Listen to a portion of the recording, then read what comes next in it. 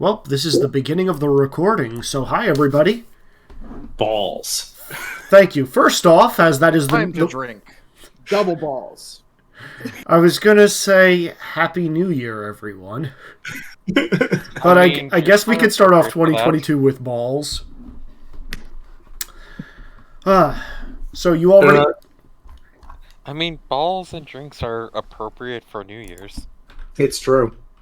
Okay, I'm not gonna argue that point. I guess that does make a modicum of sense. Hey, Kenzie, do you still have your Christmas balls dangling in front of the kitchen for people to hit their head on? No, but they are up in other places in my house, so my Christmas balls can hit you in the face. Well, as long as you're consistent and you hang your balls in a place that can easily hit people in the face. All good. Anyway. All good. Oh, gee. Get in the corner. Get in the corner. That one was bad. So, today is actually a very special session, guys, because for the first time ever, I'm using my brand new patent-pending dice tray. Probably does have a patent on it already. Yeah, I was going to say, that almost certainly already has one, is it? Oh, actually, no, you wouldn't patent that. No, but it's a lot of fun. But it feels fun to say patent pending. Yes, patent pending. Like Dr. Pat Pending from Wacky Races. Is that an actual character in Wacky Races? Pat Pending was the professor who had the race car that could like shapeshift and transform with like all the lab experiments on it. I think he was number 3. Good. Yeah, almost all the characters in Wacky Races. Yeah. Anyway, let's get started. So, everybody, welcome to session 18 of Avatar: The Legend of Taran. No. You just keep escalating this, don't you? You just keep pushing it, don't you? Push what? Today is violence again, boys. Yeah. He's been choosing violence for 3 games straight. You guys can end this whenever you choose. I mean, Izzy's been choosing violence since at least when I met him. So, who remembers what happened last time? Backstory reveals. Intrigue, drama. Taran. Everyone needs therapy. Everyone does need therapy. I don't know, I think Ming-Hua's fine.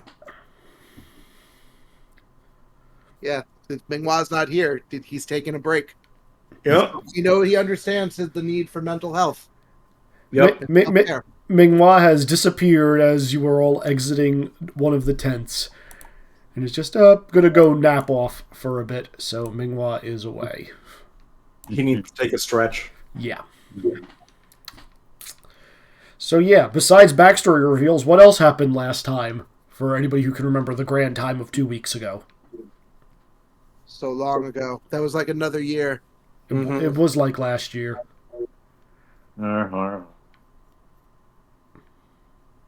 Okay. I don't know if you're getting Somehow the carnival did not burn down. Because Sean was a responsible adult. Mm-hmm.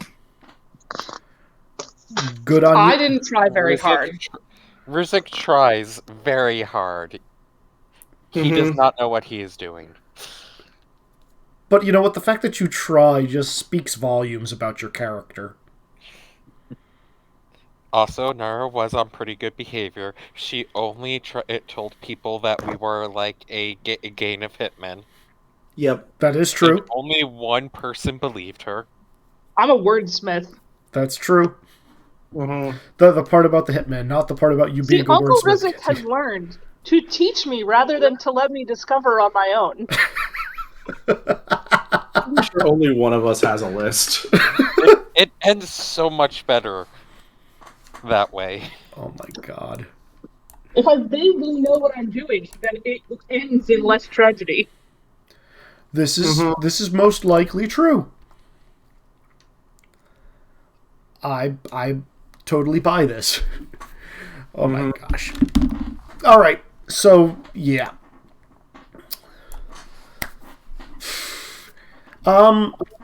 What do you guys want to do here is ultimately the question as far... What are you guys going to spend the next couple of days doing while at the Flying Opera Company? I guess is a good place to start as any. I thought we were... Terran learn how to breathe and not trip over his own feet. Avoid Terran at all costs. Okay. Probably do some more work with that other engineer here. Rianne? Okay. Yeah. The unfortunate thing is, at some point, Yuri is going to ask Hotaru if she'd like to learn some of the firebending techniques for controlling your feelings and what is going on, which will involve sitting and meditating with Terran under very strict supervision. I will reluctantly agree. You know which part is the reluctant part. Yep. Okay, I think we're going to do a focus on that part first, then. Why do you hate me, Izzy?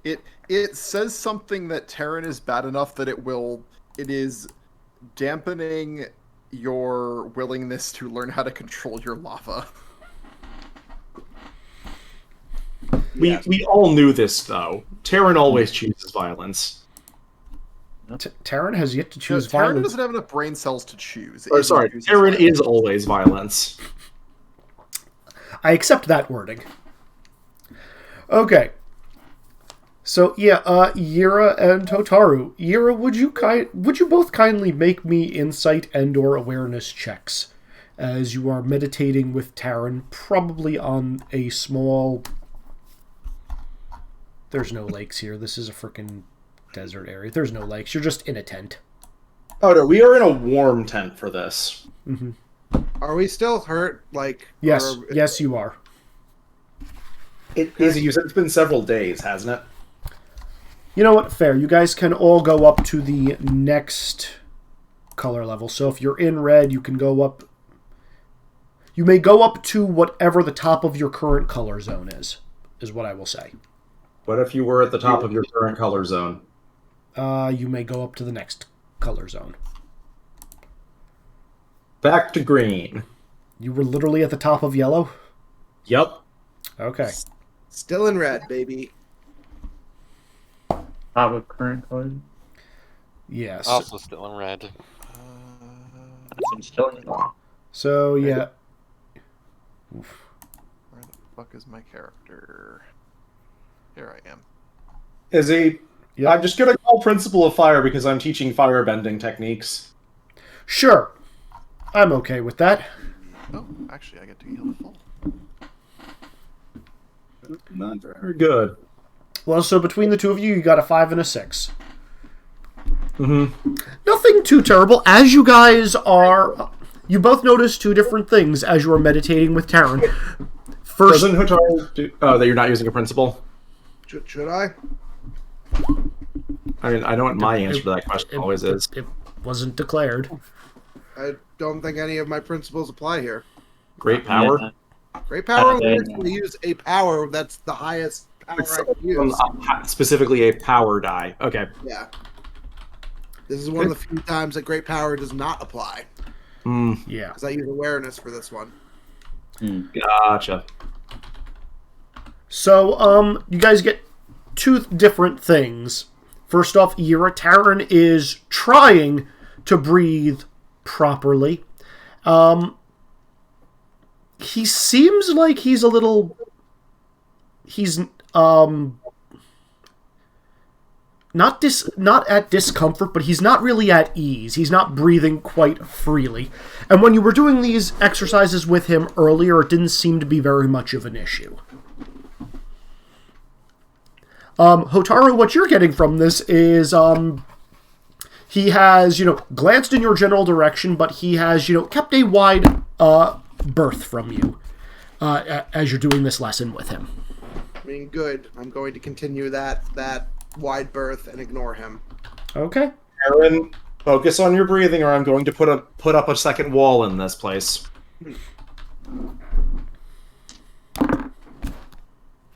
I just rolled it. I just rolled a die to see if he stopped breathing. He doesn't. Okay. So yeah, So that's going on for a bit. He's not going to get this quite right. He's a little uneasy. Mm-hmm. But just continuing.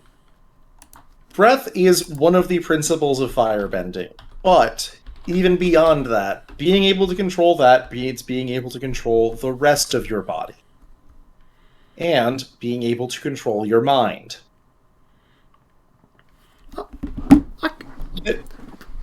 Wait, but so just by breathing, I'll be able to like clear out my thoughts. It's the start of that. By finding the right way to breathe, you'll be able to clear them or focus them. He's just going to deep breath in, deep breath out, deep breath in, and something's going to get stuck in his nose as he, takes that final deep breath, and he's just going to, like, do a crazy loud sneeze, which is going to probably, like, flap the entrance parts of the tent and probably have the entire tent just blow away. You guys are now sitting in the middle of an open field surrounded by a bunch of people. Nick, the ground is getting hotter. As I look exceedingly annoyed as I try to continue concentrating, but it's obvious I'm grinding my teeth. Wataru? I'm trying.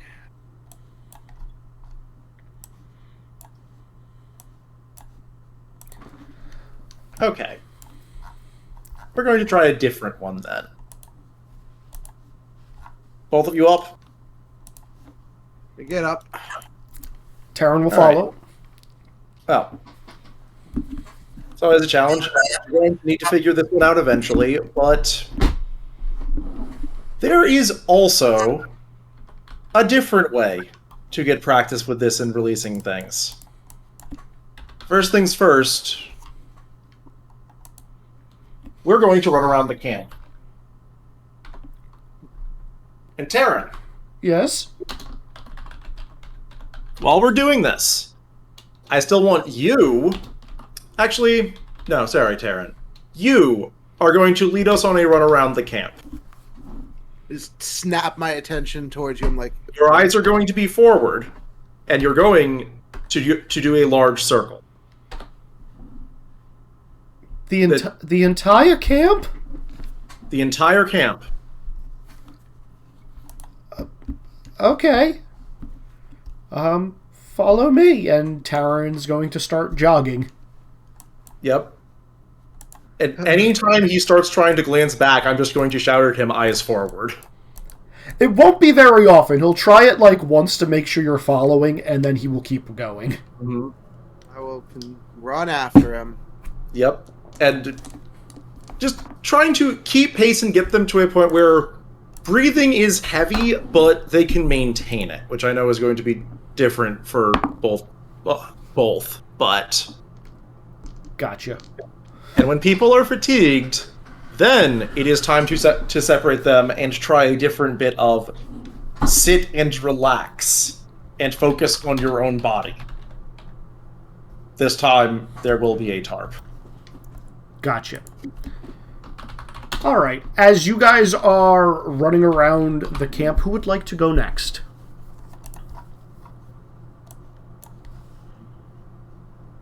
Don't everybody volunteer at once now.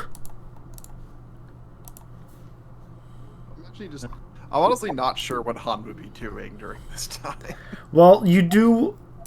I know we didn't say it on recording, but you were informed of stuff that happened last session that is relevant to you, yes? Yes, and that's the problem. Would you be avoiding Gira? Would you be talking with somebody else in the group? Would you just be avoiding everybody? Would you be just wandering aimlessly through the tents? Well, wandering aimlessly would be avoiding everyone and just kind of going off away from the group early in the morning and coming back late in the evening. Okay. any... So you don't want to talk to anybody, period. I don't think Han would be talking to people unless he's forced to, at least at the moment. Oh, shit. Razor, bro. Han, just roll me a stealth check. I'm not really going to be stealthy about this. I would ask you to roll it anyway because the person who's going to try to talk to you has an issue with perception. Just roll 2d4s and your status. Okay.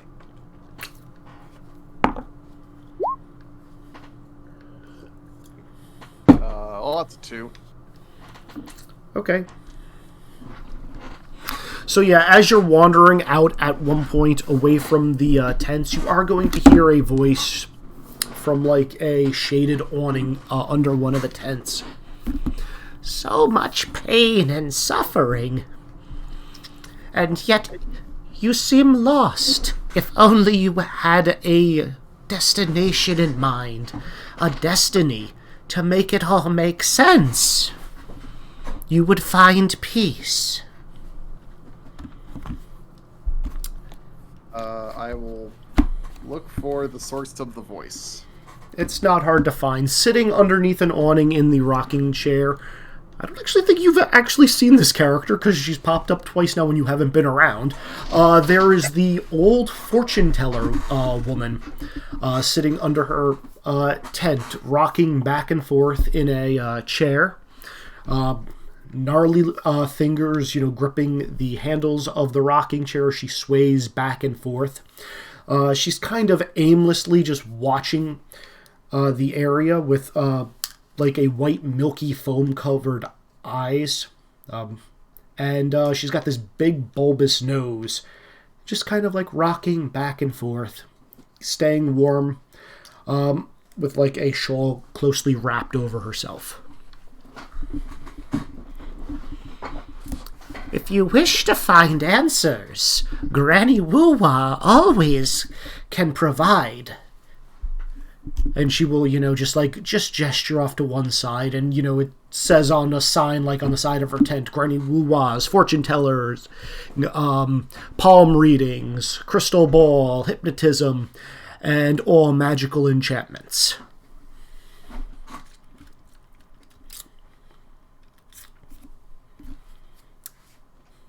I've seen more than enough fortune tellers in the city. Cheap knockoffs, every single one of them. But if you think your heart is at ease and wandering the woods will do you some good, she's just going to gesture, go! She's gesturing in the wrong direction.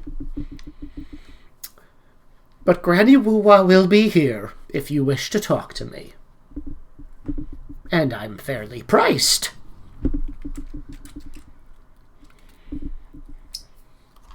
Well, I suppose I don't have much better to do.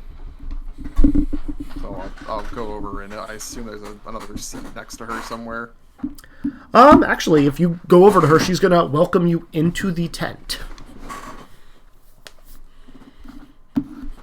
Inside of which there is a, small table with a, fabric draped over it, and in the center there's this large, almost swirling storm cloud inside of a glass ball. And she's got a pack of cards and whatnot right next to it. She's like, now, how can I assist you? What question is it that pains your mind and your heart that you truly wish to be free of? Or is it that you are lost and you wish to find a pathway forward? I think a path has been laid out before me pretty decisively. It's more a matter of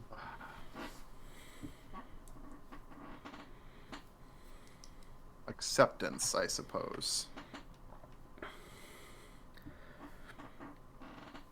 acceptance of the path that you are going to be walking, or acceptance of the chains that bind you to your past?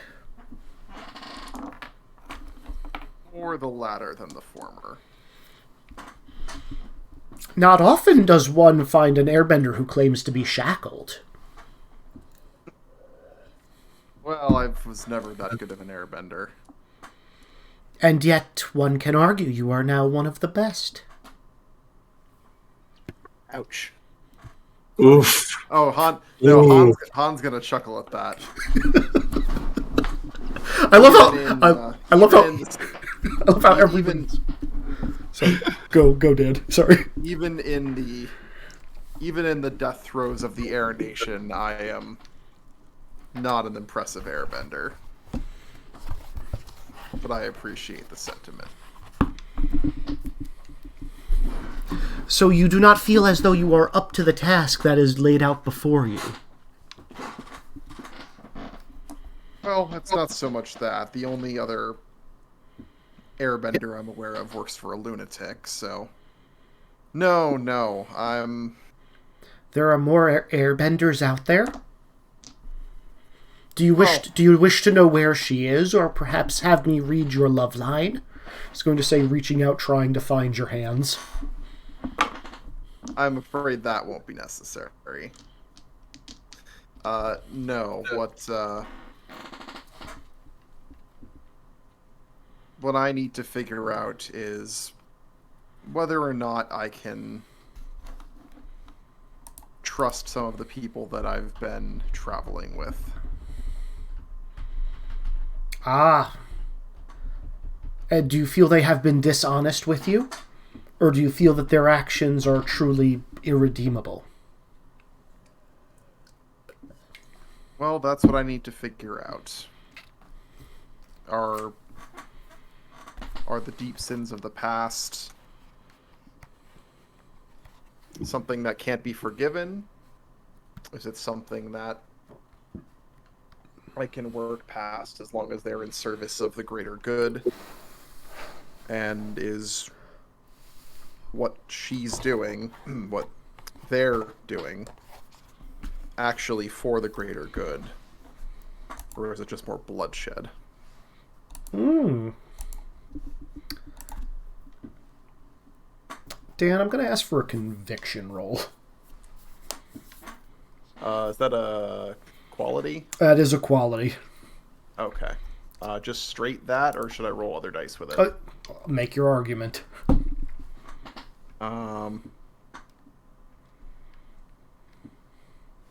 This is to see how much she can glean from you before giving advice.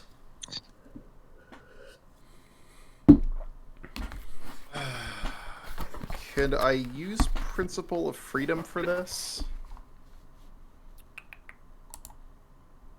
Basically trying to be free of the doubts. Principle of Liberty? Yeah. Sure. So 7. 7. Okay. That's 2 hero points so far this session.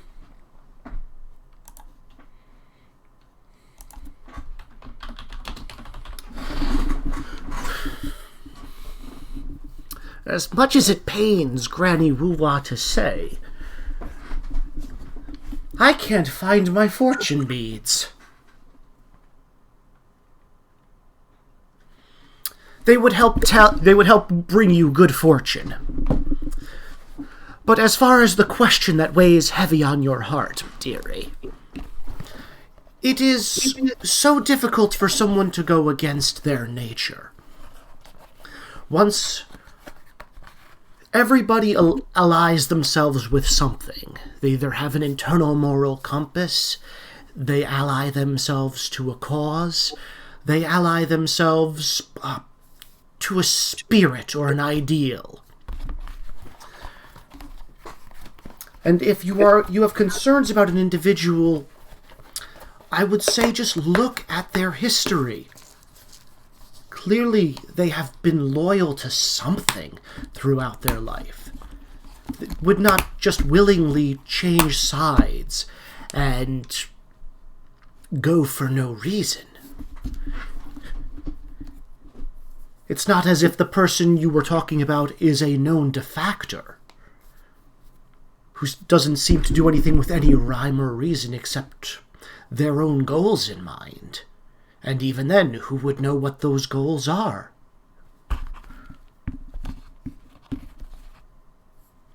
But as long as you are allied with this person, you need to understand that there is a bond of trust there.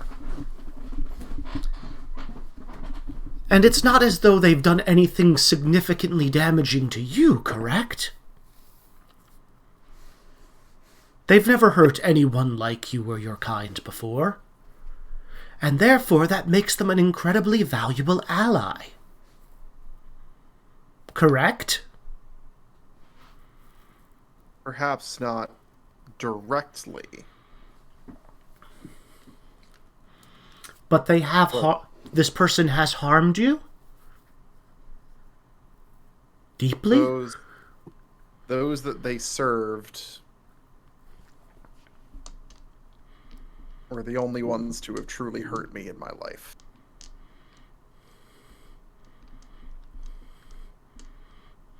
And they were forced into doing this terrible deed? You can't hold it against them if they were forced to do this. They were probably not... choice. But if they were not in their own right mind... I never got the I never had reason to believe that that was the case. So they willfully did something that harmed you? Why are you traveling with this person? Well, quite frankly, I didn't know the extent of what had happened until very, very recently.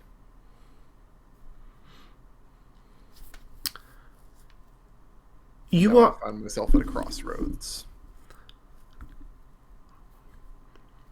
You are companions with the firebenders that have recently come with the troop. I am going to presume that one of these is the ones who caused you great pain and suffering.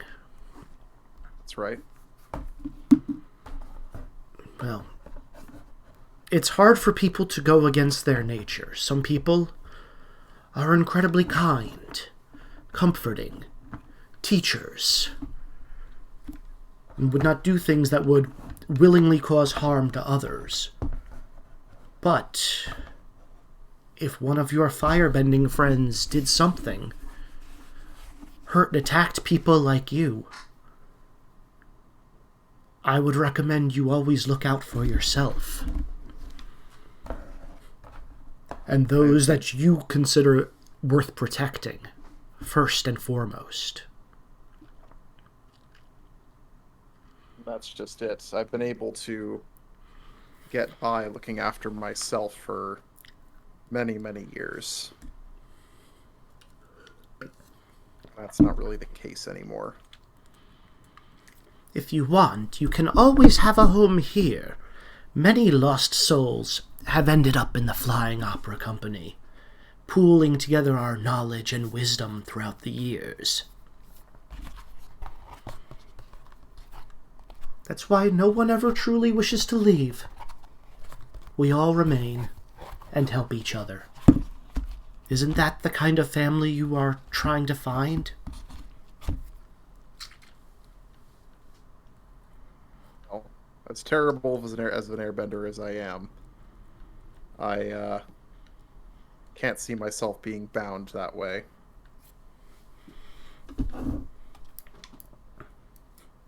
She's a small part of me that appreciates the freedom of the air nomads. That's why many people turn to the circus. We do fly, after all. She's going to say, chuckling to herself. And then, as she's talking to you, her hands are kind of just like spiraling around the crystal ball, and like smoke is, erupting. And you see like these strange images popping up that almost mimic, your fears. And internal strife.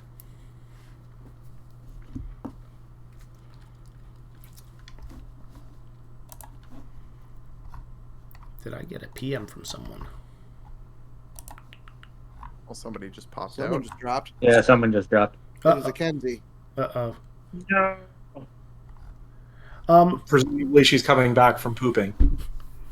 Well, while she's coming back from pooping, Back. Dan, I'm going to actually steal you for a minute. I'm Okay. back. Welcome back. Oh man, Welcome he's Hi, Dan. Hello. So, out of character, that I assume was not very comforting to hear from an old woman. Oh no, not at all. In character, that was Elsie. In character, it's still disconcerting. I would like you to make the same check again. Do you have physical? Okay. Do you have physical dice so you do not roll on the? Not that are convenient to access. Okay. So I'm able to use Principle of Liberty again.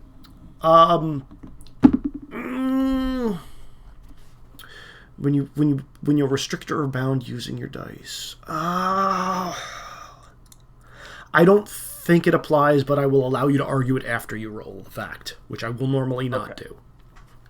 Can I apply a +3 from my hero point rewards? You may. Okay, I'm going to do that. I assume you're just going to roll for me so it doesn't show up on the tracker. Oh, okay. Crap. What were your dice again? 884. 884. Okay. Okay, you got a 2, a 3, and a 7. Okay, So so with so be a 6. which is succeeds, but with a minor twist. Okay, so I'm going to tell you out of character what's happening, and I would like you to role play it as best you can, because Okay. you did succeed, but because of that lingering doubt gnawing in you a little bit, you were just unsuccessfully hypnotized out of character. Okay. Now, the suggestion that the last thing she said to you was, look out for yourself if there's ever a situation where, effectively, if you are ever going to get into a fight where you and Yura will be with each other, it's going to weigh on your mind whether or not you should book it, which is like feeding into those fears, or whether you want to fight it to stick around. Okay. Roleplay that as is appropriate. This should not be comforting to you at all. But don't give any of that away, okay? Okay, sure. All right. Any questions about that, or? Okay, so it's unsuccessful, so it's not full. Okay, so it's not like a full-on compulsion. It's not a full-on compulsion. At the very least, you might have to, before you jump into a battle, it might take you a round or two. Okay. But like, especially if something's going on where like Yura might have your back, you are, at the very least, you are no longer compelled to help Yura in any way, shape, or form. Okay? All right, I can work with that. Okay. Oh, actually, one thing. Yes. Do I recognize at all that I have almost been she was attempting to hypnotize me? You do not, because it was not a complete success. So it didn't quite take hold, but you also didn't quite notice it. So I'm telling you this out of character just as a thing in the back of your mind. Okay, just to make the roleplay make sense. Got it. Okay. Yep. All right. And yeah, like, if you want, a little bit more aloof to Yura, like, because again, that conversation is not concerning, or is very concerning, rather. All right, let's head back on over to General. Okay.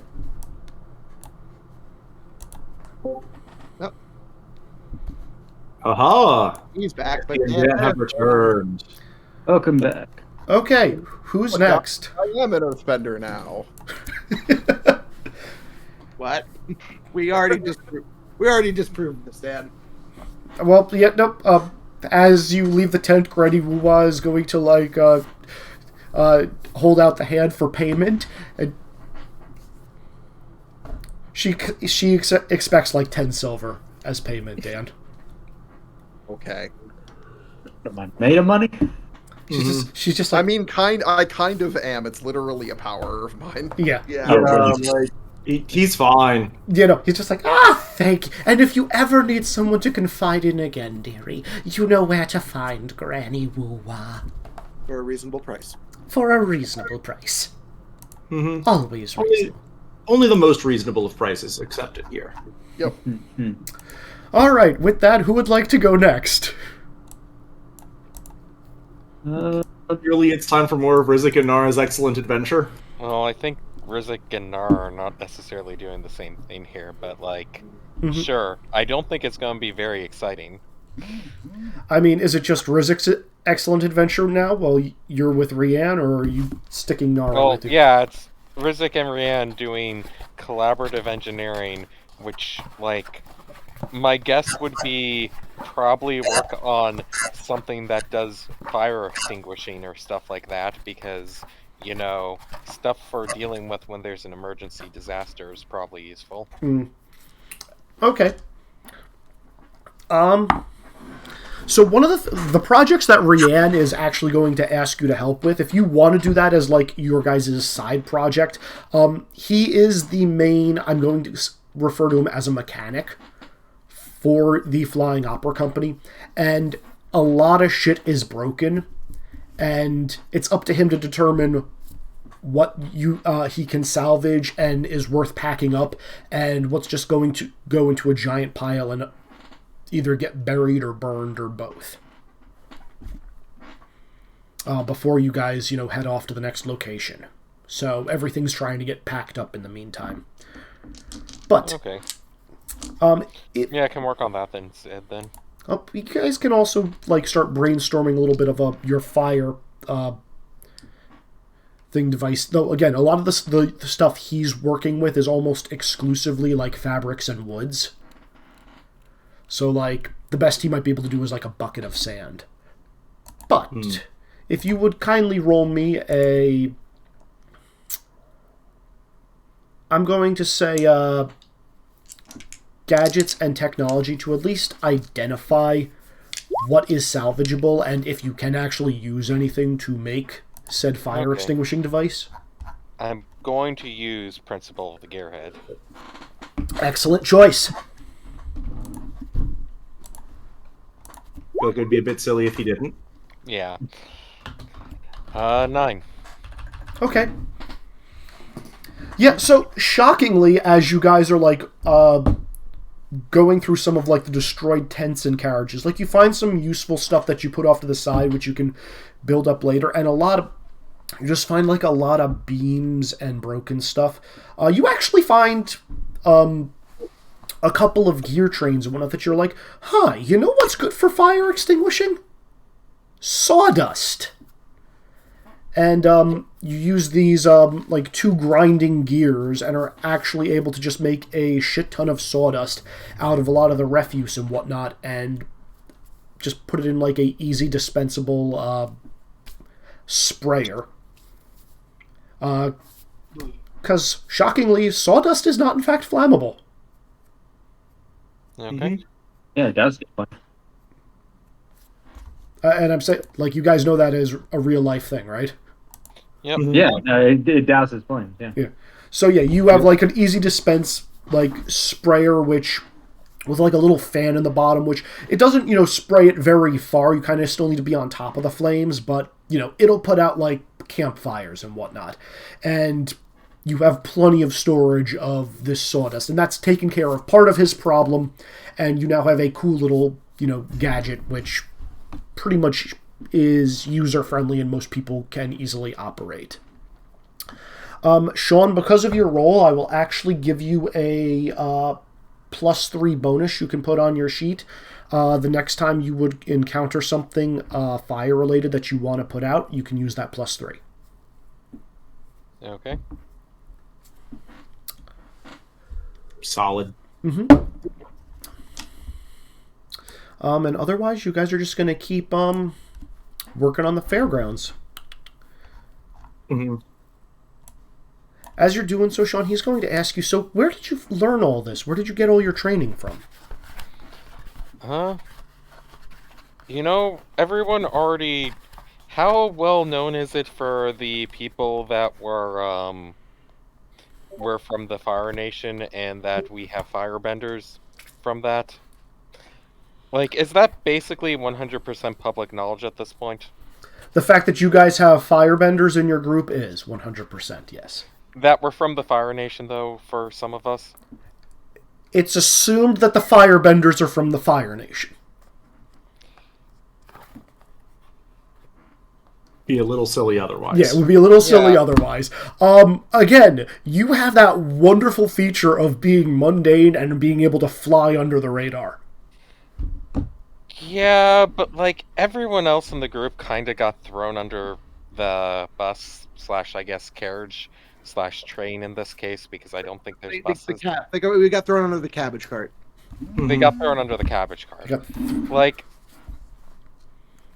it kind of, well, like flying under the radar, it's kind of a dick move to be the only one doing so. Okay, so you're gonna. So, I'm going to admit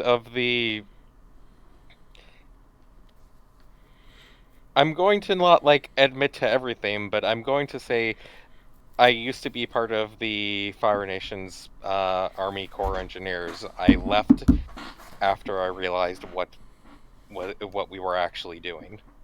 Oh. You know, a look is just gonna kind of like come over his face. And, you know, just one of those, like, confused, like, oh. Well, wait, Army Corps, what were you working on? Like, you're not working on carriages like these things. Anything like that. You Fire Nation's got, like, some heavy industry stuff, like, state-of-the-art. Like, yeah, well, were you in, like, the Navy division? Like, I hear there's those steamships. Like, I would love to get into an engine room of one of those. Yeah, they are very impressive, but yeah, I was working on military vehicles and the like for them.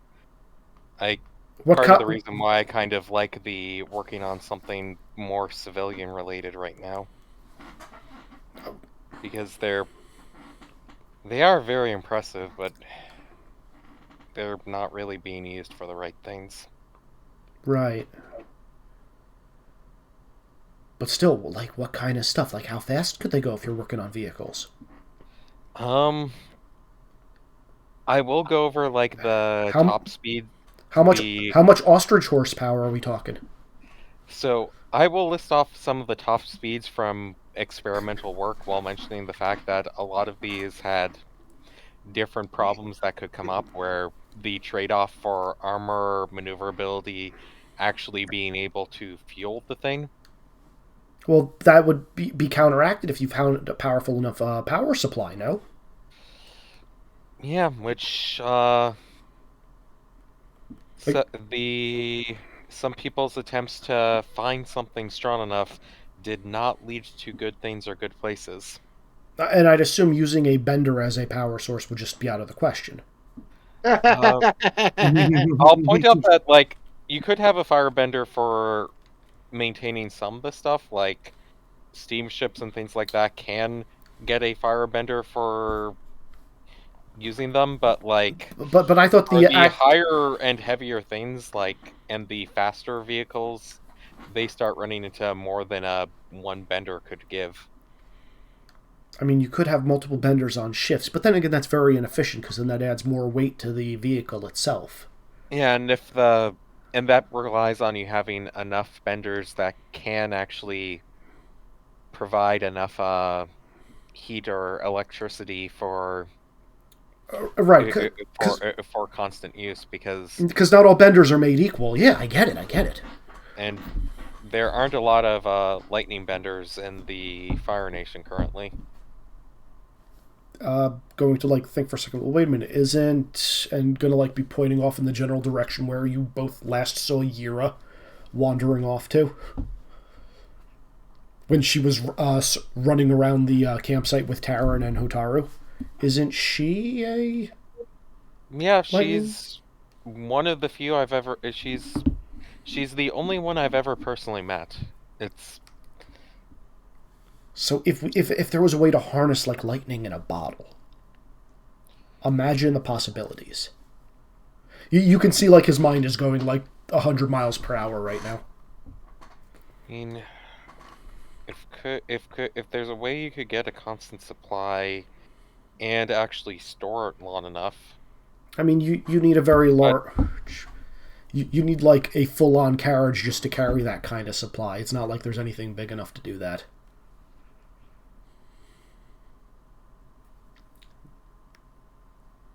Yeah, like... Fuel, the trade-off from fuel and actually having something... Fuel that that provides more than than it costs to ship. Either, and cost in this case being mostly about weight. Yeah, I can see the problem there. That's rare. Yeah. I'm not explaining everything going on with Thomas at the moment. I'm expecting you're not even touching on that topic, considering how you're I'm not skirting touching it. on Thomas. Yeah. Thomas is... Thomas, who's Thomas being the thing? Yeah.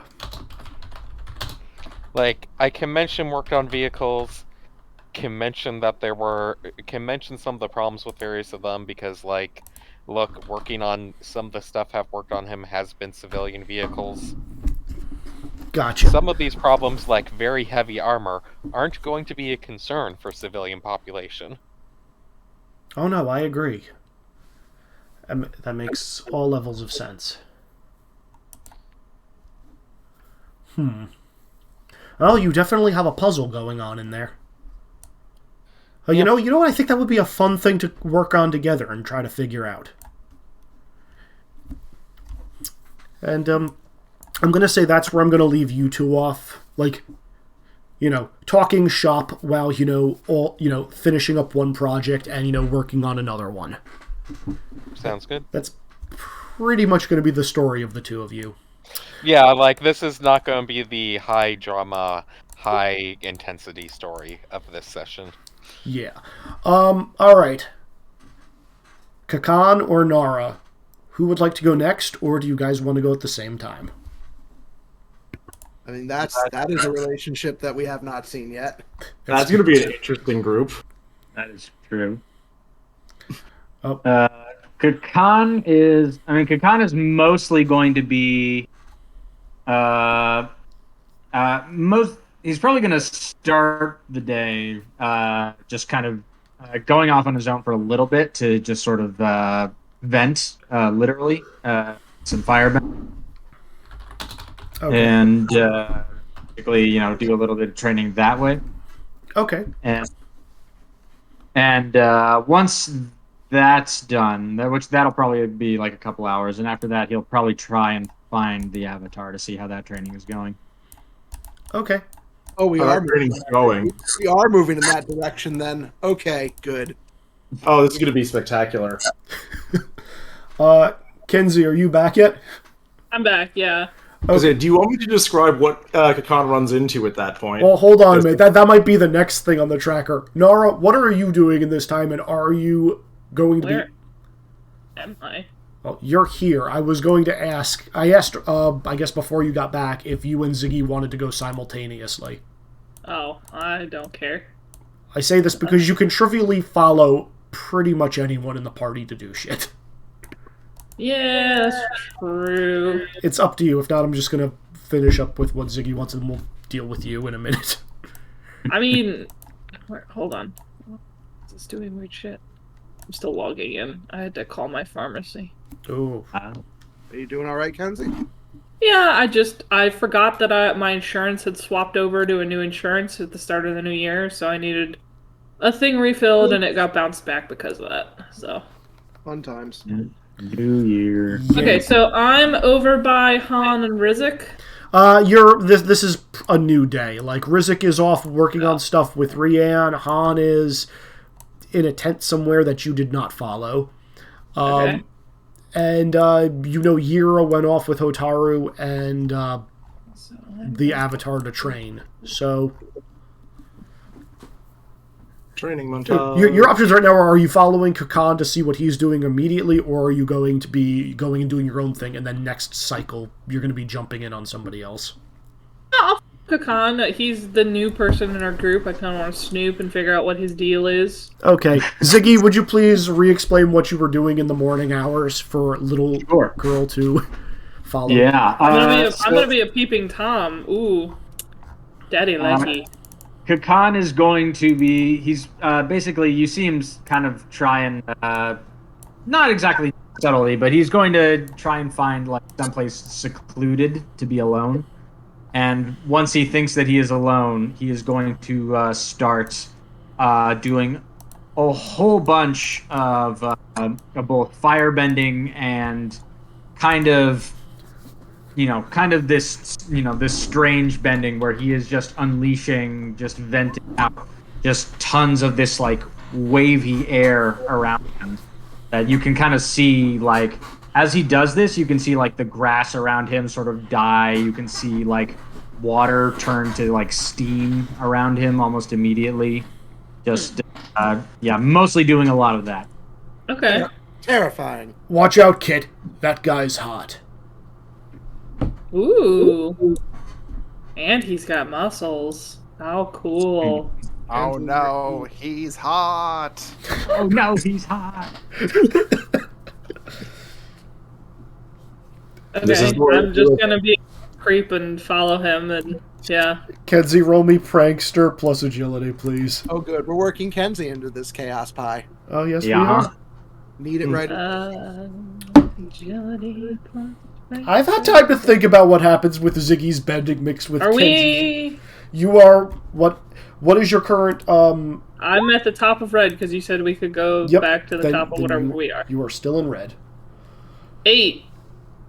An 8. The action completely succeeds, so yet you remain hidden for you to I'm peep. a sneaky little girl. I am sitting in a bush, and I have like 2 branches just like in front of my face. With that description, Ziggy, roll me awareness, because PvP, I like to see who just gets the higher die. Okay. I'm practicing my ninja skills. Believe it. Yeah. Believe it! Believe it! I'm Naruto's daughter! I got to make a joke with my kids about that today. 'Cause I got Naruto? Oh, really? Well, I told them I've been watching Naruto longer than they've been alive, which is true. Oh, What did the No, kids no, no, do? really? I'm like, yeah, leave it, guys. He has no idea I'm fucking there. well, that was a terrible roll, so... I thought it was funny. Would you like to fail, or would you like to succeed with a major twist, Ziggy? No, I'll fail. That's what I figured.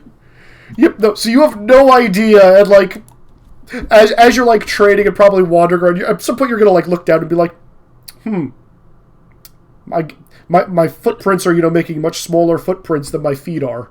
And then just like, it doesn't even register in your head, you're just gonna keep walking, and you're looking at Nara's footprints. I'm definitely pulling out Konohamaru's like bullshit thing from like the first season, where he pulls up the like the thing from the one foot tall brick wall. Not the 1 foot tall brick wall, but like where he's standing against the fence and he like pulls up the sheet, but it's the fucking wrong way around. It's like vertical instead of horizontal boards. So Kakan, you notice this small footprint in the ground. You look around, you see a horizontal tree that's like 3 feet in the air, and you're like, nothing seems suspect here. Yep. Absolutely nothing. Absolutely normal. Totally normal. Everything is fine. Got some Team Rocket level disguises going on here. Don't knock. Team Rocket had the best level disguises. No, I really should. Team Rocket. I mean, Team Rocket was very I don't good. think they did so much as, the gang were just idiots. But, Yeah. Porque no las How dos, dare Porque you. no las dos. Also, I recently watched a playthrough of the Rocket edition of Pokemon Red. It's freaking amazing. What? What? There's a ROM hack called the Rocket Edition where you start off as a Rocket Grunt with a Rattata, and you don't get Pokeballs. You steal people's Pokemon as you beat them. Yeah, that's pretty rad. That sounds awesome. How do you play? That sounds play Yeah, that? okay. We're gonna please link that at the end of this because obviously that's gonna be a whole conversation. I will remind me to bring that up after questions. But yeah, no, it was, and they took lines from the thing and they made plot awesome, but we'll get to that later. Yeah, that sounds rad as hell. I want to know about that later. Yeah. Anyway, so with Kakan not noticing this, he's basically going to keep on venting, and then once he's satisfied that he's unleashed enough energy, he is going to try and seek out the Avatar. Okay, so as you're like doing this for a couple of hours, and Nara is just like watching you from the bushes, as you walk away after venting a ton of heat, you're like, I smell smoke, but you're like, probably nothing, and walk away. And Nara, your little tree thing that you've been hiding behind, you of course made it out of flammable paper, and it's just like it's being set ablaze as Kakan is walking away, and he doesn't notice, and you don't really care, but it's just on fire, and part of the forest is, on fire in this little drawing that you've made that you're holding up in front of your body. Is it bad that he didn't notice and you don't care sums up so much of what Nara does? Someone quote that, please. All right. Where's Ming-Hua when you need them? Sleeping. Ming-Hua has apparently gone back to his cage and is like sleeping or napping, or he is somewhere. He's taking a sit and a stretch. Yep. All right, so top of green, who would like to go first? Shall I describe what they encounter in regards to the training of the Avatar? Sure, yeah, I guess it's going to be you four, since you're all kind of doing the same thing. So yeah, Kakan and Nara, as you wandered... What the hell was that? That was a noise. And another noise. I think it's... Ziggy, it's coming from you, I think. Is it? No, I think it's coming from Kenzie. What? No, I didn't. No, it's Ziggy. Let me mute myself. That is a whole lot of it might have been just feedback. Yeah, I think it was feedback from you, Ziggy. No big deal. Oh, okay. All right, so Kakan, as you and Nara are coming down from the mountain, you see, Yura, why don't you tell them what they see? So, coming down from the mountain, you see at the base of the mountain. So, training has gone well. Right now, Yura is reasonably tired because she's old compared to the two teenagers, but is probably in better shape than both of them. She ran Hotaru and Terran ragged to the point where, it's hard for them to move anymore. They're panting, they are both sweating profusely. It's warm outside, and there's at the base of the mountain, and there's just, a little picnic table there. And then she's like, alright, next step, both of you. Calmness isn't something either of you managed to find. Serenity, any of that. For Hotaru, the biggest parts where you're having problems are when frustration and anger overtake you. Get up on the table. Kind Terran. of a quizzical look. I'm like, okay.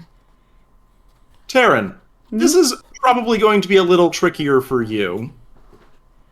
But I think one of the problems here is where you currently are and what you know. So here's what you two are going to do. You see that mountain up there? Yeah, the one right in front of us? Right. That mountain is what you're going to be shouting at. I want both of you to shout whatever you want to at that mountain. Any insult you feel, I want you to vent and release. And for both of you, and Hotaru, this is why you're on the table, you're not going to bend during this. I'll try. Terran? Oh, okay. I'm also going to say, Kakan and Nara, you guys have arrived just to hear the tail end of that explanation. Khan just sort of nods in understanding. Ah, yes. I'm familiar with this procedure. Come on, Terran. I'm sure there's something that's annoyed you that's gone on recently. maybe the past few years, maybe the past few weeks.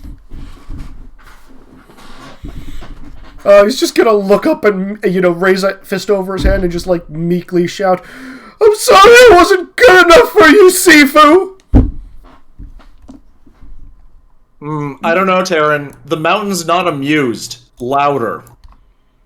I'm sorry! Yeah, as he's just, venting this, he's gonna start breaking down. Mm-hmm. Just like... I'm sorry, I'm not good.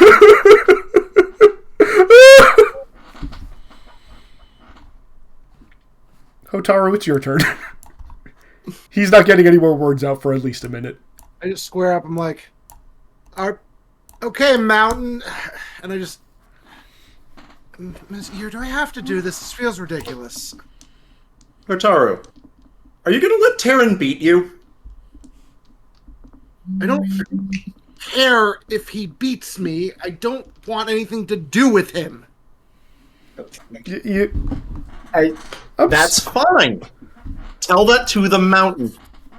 Because what we're doing here is getting you in the right state where you won't hurt anyone, but you can still release everything you've been feeling. Could just release it into the mountain.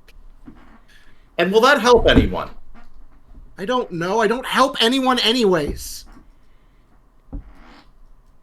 Why would this be any different? I'll table that for a minute, but... Well, I'm like, I just point down. It's like, is that a joke? Who are you pointing down at? The table. Just raise one eyebrow. Might be. Taro.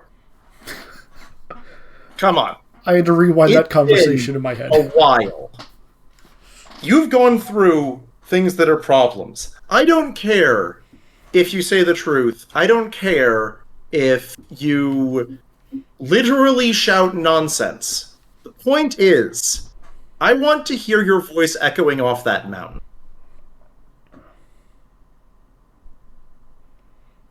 Fine. You want to hear my voice? I'm mad. I'm really frustrated at basically everything right now. Mm-hmm. Because I don't know what I'm supposed to be doing at this point in the world.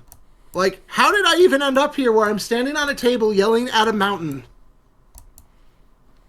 All I wanted to do was learn about beautiful things in the world. I just wanted to learn and do art, and yet I was blessed and cursed with this bending ability? With this? How is this a blessing? All it has done is cause me pain and suffering. All being able to turn things to lava has caused destruction in my life. I have just destroyed everything. I destroyed the one person that I loved. I destroyed that ability destroyed any relationship I might have had with my father. It destroyed my life. 50 years of my life gone. Everything I cared and loved gone. And my only solace is I get saved by an emotionless murderer who doesn't maybe even think she's done good in the world, because I have to think she's done good in the world, because otherwise she's a monster. And if she's a monster, I'm a monster. And yet here I am, standing at a table, yelling at a damn mountain, wondering if the person that saved me thinks of me just as a freaking weapon!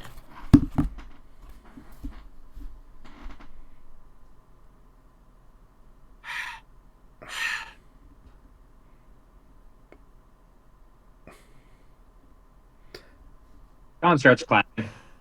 Oh my god! And I just turn.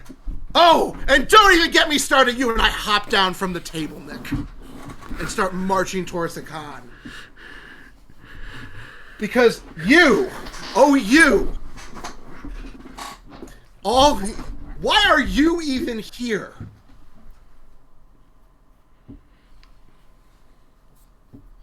Because you know what? I guess you should be here. You're exactly what the type of person that blindly follows the Fire Nation doctrine like a complete idiot. You think all this is good? You think what Yira did was good? What any of us have done is good? How can you think that?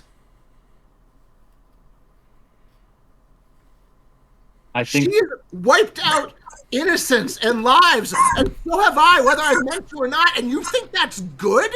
You think the Fire Nation has done good things? Indeed I do. Look at you! You are experimented upon by your own words! I don't even know what type of bending you're doing, but I know what I went through, and it looks like you went through just as much pain. How can you still approve of that after all this? How can you still think this is a good thing, what they did? The fact that I was able to volunteer for this, the fact that I went from someone with nothing, and through trial, yes, much pain, and yet the fact that I was able to come out stronger for it, the Fire Nation was able to grant me that. And I believe that the Fire Nation is capable of granting that to everyone. Granting turning us into monsters and weapons? That's what you want for everyone? You have, unfortunately, been given the wrong mindset. Monsters and weapons? No. Far from it. I feel more at peace now than I ever have been, regardless of its unfortunate drawbacks. And rest assured, that is something that I am willing to bear and something that I am willing to look for a solution to on my own merits. Because now I have the ability to. When I was but a grunt, nothing more than a watch post archer in a Fire Nation colony, I had very little benefit. And the Fire Nation gave me everything that I needed to start anew. Just as it has with you. Fire Nation didn't give me anything, Kakan. They didn't give me what I am. I'm not... Do you think I'm a firebender? I'm not. I don't know what I am, but I'm certainly not a firebender. Really? Whatever this lava bending is, I was born with it. It came from me and no one else.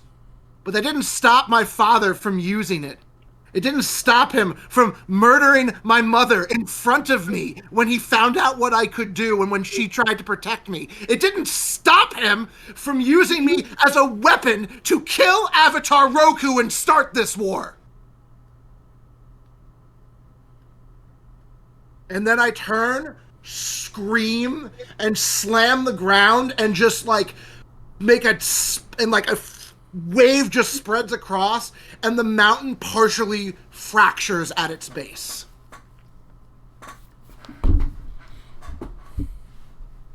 And this turned back to Akan. That is all they see us as. Weapons. You aren't spreading Fire Nation peace or ideology. You're spreading their war and their violence, and that's all you are to them, because that's all I was to them as well. And like the ground around me bubbles for a second, and then I just look like I'm going to do something more violent, and then I just sigh, and I'm like, I need to get out of here for a minute. I'm going to take 5. Otaru, that's fine. But I want you to look at something first. I just turn at you, and it looks like I'm debating, like literally just lighting up the ground underneath you, so what you have to say it quickly. Look at the ground between the table and Kakan. Okay. What do I see, Nick? Not bubbling. It's something you can control and something you did control.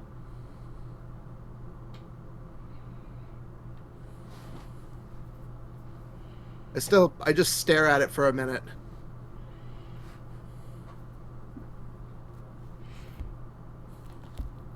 And I just turn and walk away for a minute. As you're walking away, probably too soft for Hotaru to hear, but for everybody else to hear, you all hear Taryn say, I don't see her as a weapon.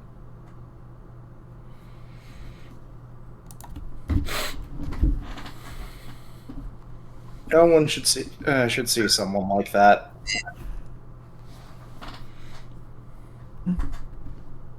Okay, Taryn. They're just going to take a breath of her own after that. Okay. You feel down in here, and she's just going to touch his chest for how deep that was. Mm-hmm. He's going to shake his head. That's what you're going to need to do.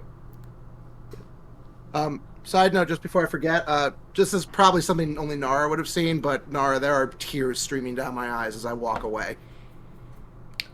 Yeah. I was going to say, Kenzie, interject when you're doing something, because you would be here to witness all this.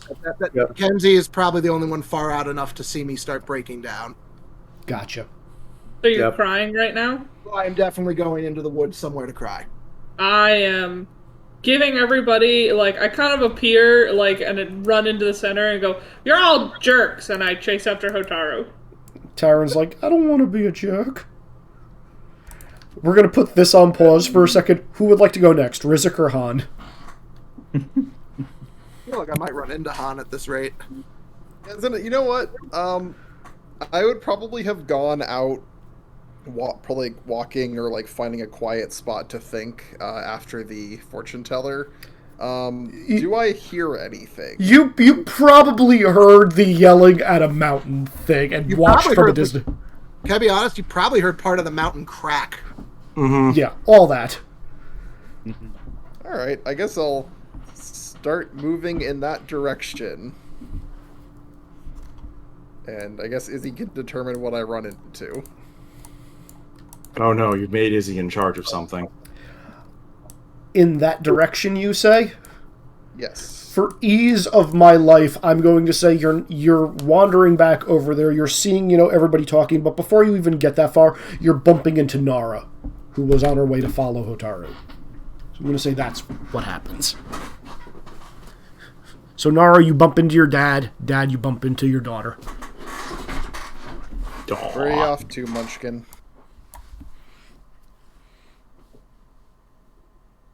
Kenzie?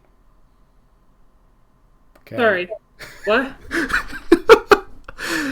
I said, where are you off to, Munchkin? Oh.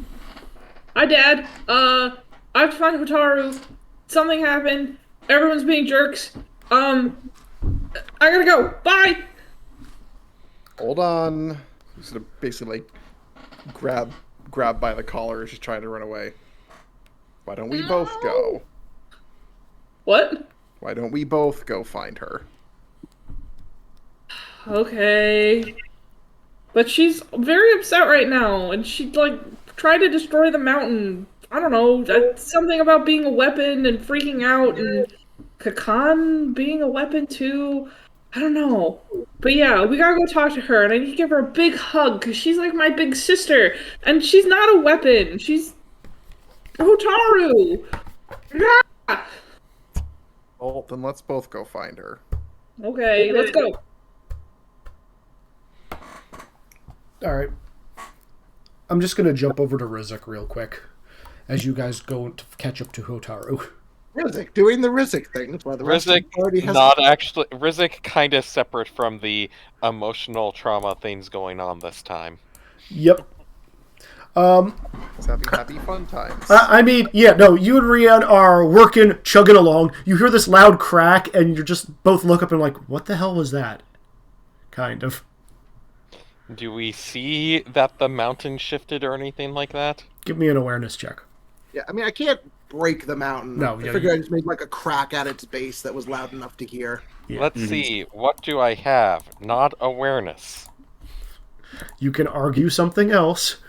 Lightning calculator, because I'm paying attention to things. Mm-hmm. Can I argue conviction because trying to stay focused? Sure. Okay. I wasn't expecting that to work. This still does not work. Would you like to fail or succeed with a major twist? I'd rather not. I don't want a major twist here, I don't think. That's fair. Yeah, no. I feel like a major twist is only going to end poorly for other people. Like, I feel like a major twist is going to be something like there's now an upset mob, or there's now people panicking about a volcano. Hmm. Well, now that you've put that idea in my head. Izzy, history's greatest monster. It's true. I am terrible. Yeah, no, I'm just gonna say you and Rian keep working, keep talking, shooting this shit, and he's actually going to be commenting on like if you know of any different applications that would help with like getting the rest of the Flying Opera Company airborne, since they're going to be down a couple of gliders. So, flying tech isn't really something that like the Fire Nation has dealt with. Like, we have ground and sea vehicles, but I thought blimps were a thing. Not yet. blimps aren't a thing. Later. Yeah, we have mechanized infantry in Avatar before we have blimps. Doesn't man, flying's hard. And very quickly after blimps, we move to Zeppelins. airships. Yeah. Like, the tech progression there is insane. Mm-hmm. And weird. Yes, it is. Like, this is not really an area I've really dealt with, but I can see if I can help figure out something. So, well, like, if we could just rebuild a few of them, I think it would help out a lot. Unless there was a way we could generate additional lift, that way, one glider could carry multiple carriages or a larger payload. Because a lot of it was damaged. I don't know if I have the supplies, though, is the problem. Maybe I don't really want to take anything from the town, but maybe we should go on like a shopping trip to see if there's anything in there that we might be able to use. yeah, let's look around, I guess. Well, we wouldn't want to take something from the town, we might be able to buy or trade. That's true. So I guess walk in the direction of the town, which is hopefully direction of rest of party. Opposite direction, because they're by the mountain, which is behind the big top. Okay, this is entirely... Rizik is not involved in this plot. You are weekend at birdiesing this. You're just like ignoring everything else. Oh no. I mean, I talked with people last time. You did. I'm sure things haven't gotten insanely worse in the, like, half a day it's been. Rizik is aggressively being the B plot. Rizik just has a shit sense of direction. Oh god, you're Zaraki Kenpachi. Look, it was, okay, benders are doing bending training. I'll help salvage things and try and work on equipment that can be used in the future. Because I don't know bending. Clearly, bending training isn't going to lead to any emotional distress. Yep. Do not doubt our ability to cause problems for everyone. Alright, I'm just gonna say, you guys are now in yellow. I'm trying to see the best in you guys. This is apparently a mistake. Aw, you see the best in me, Uncle Rizik? He's trying very hard. I love you too! Very. You're the best babysitter! Nara just has this epiphany when Rizik is nowhere nearby. Like, Rizik is the... Rizik! I just turn around out of nowhere and look at Dad, and I'm just like, I love Uncle Rizik. He's the best babysitter ever. Somewhere, He's Big the Wah... best babysitter. Somewhere, Big Wah is, like, rolling over and just, like, brings, like, a heavy gorilla goat arm smashing down on something. Halfway to town, Rizik gets chills.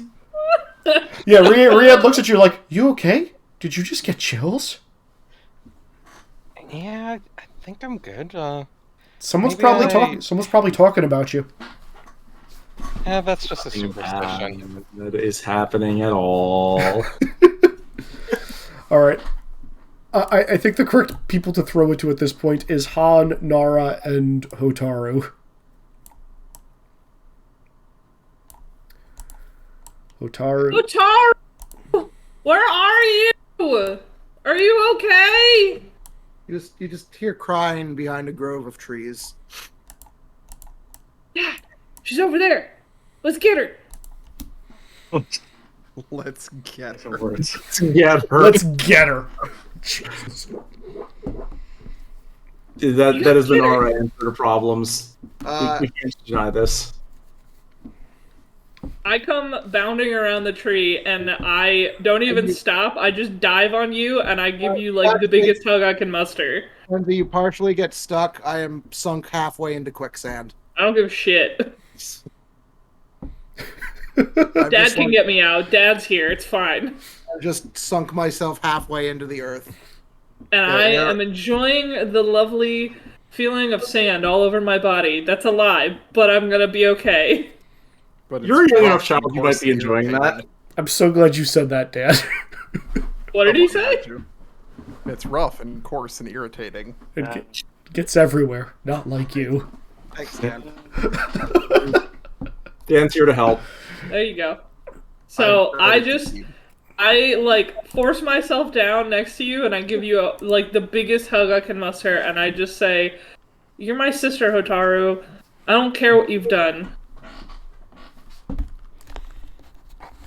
I stopped crying a little bit, but kind of am still a little despondent.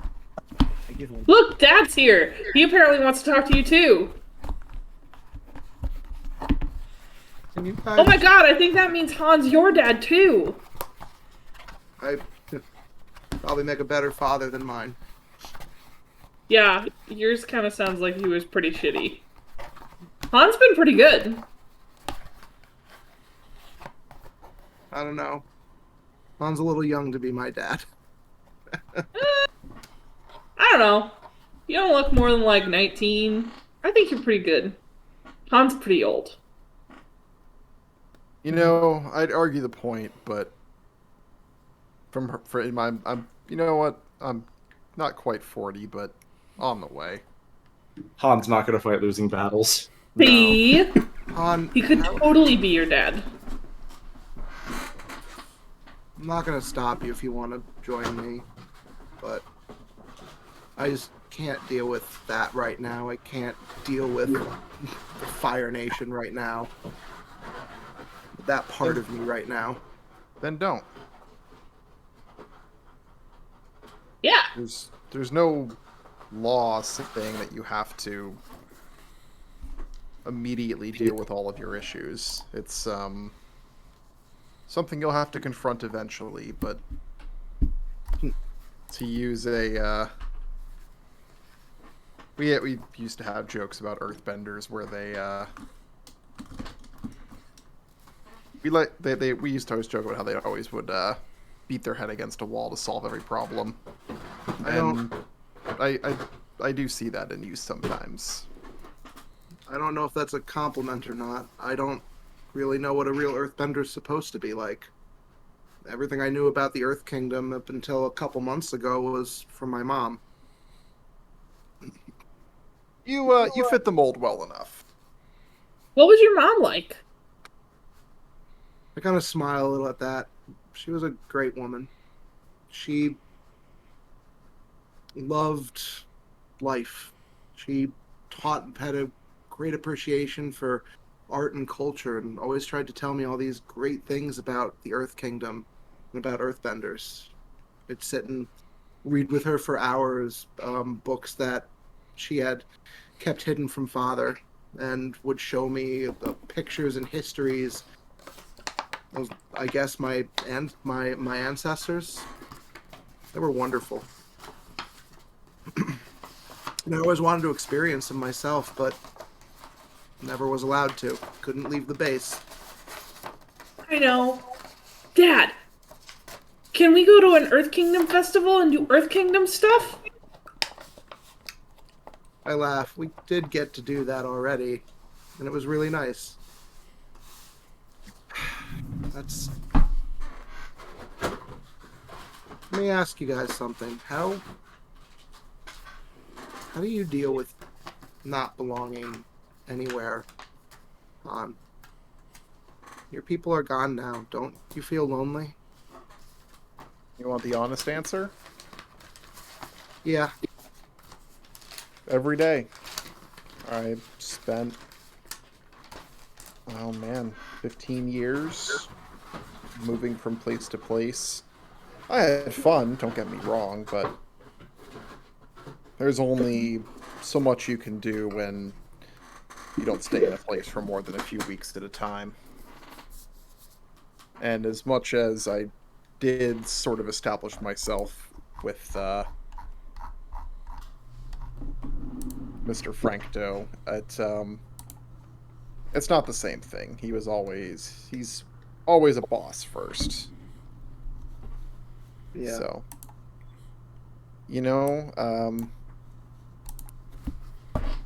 but for me, that was really all I knew. I didn't have a heritage. All I knew was the temple. I mean, that sounds like a heritage. I don't know a lot about them, but I've heard legends and stories about the air nomads. Maybe, but it's hard to feel connected to, fully connected to it when you know that your parents were never really around. I mean, I don't know if they're dead. I don't know if they just gave me up to the temple. I mean, the monks tend to... They don't actually say anything about the people who left us there if we were left there, because they want everyone to be equal, I suppose, and it's not all bad, but... I mean, at least your parents might have loved you. I don't think my father ever cared about me or loved me. I think I was always just his strange hybrid child. I feel like I was born out of obligation. Well, I guess one thing that being transient for so long taught me is that you don't necessarily need validation from any one specific person, and you can, at least once you get a certain degree of freedom, you can choose the people whose opinions you care about. I mean, I think that's part of the problem. As mad as I am at her, I really care what Miss Yira thinks. She saved me. I would still be in that prison, rotting or being turned into a weapon if she didn't, but I don't even know if she cares that she saved me. Well, I'm probably the wrong person to answer any questions about Yira at this point, but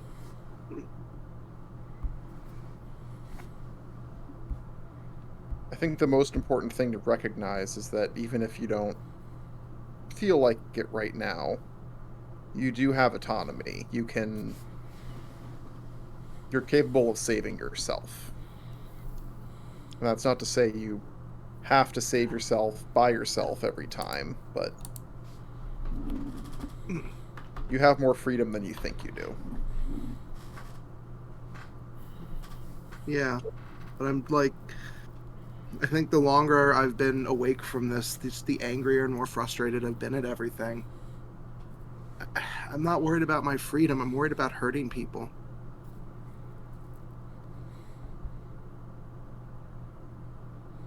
Well, then I guess the solution is to get yourself to a place, whether that's physical or emotional, where you don't need to hurt people and don't need to lash out. Yeah. I know. just reminded of it all the time. Even just,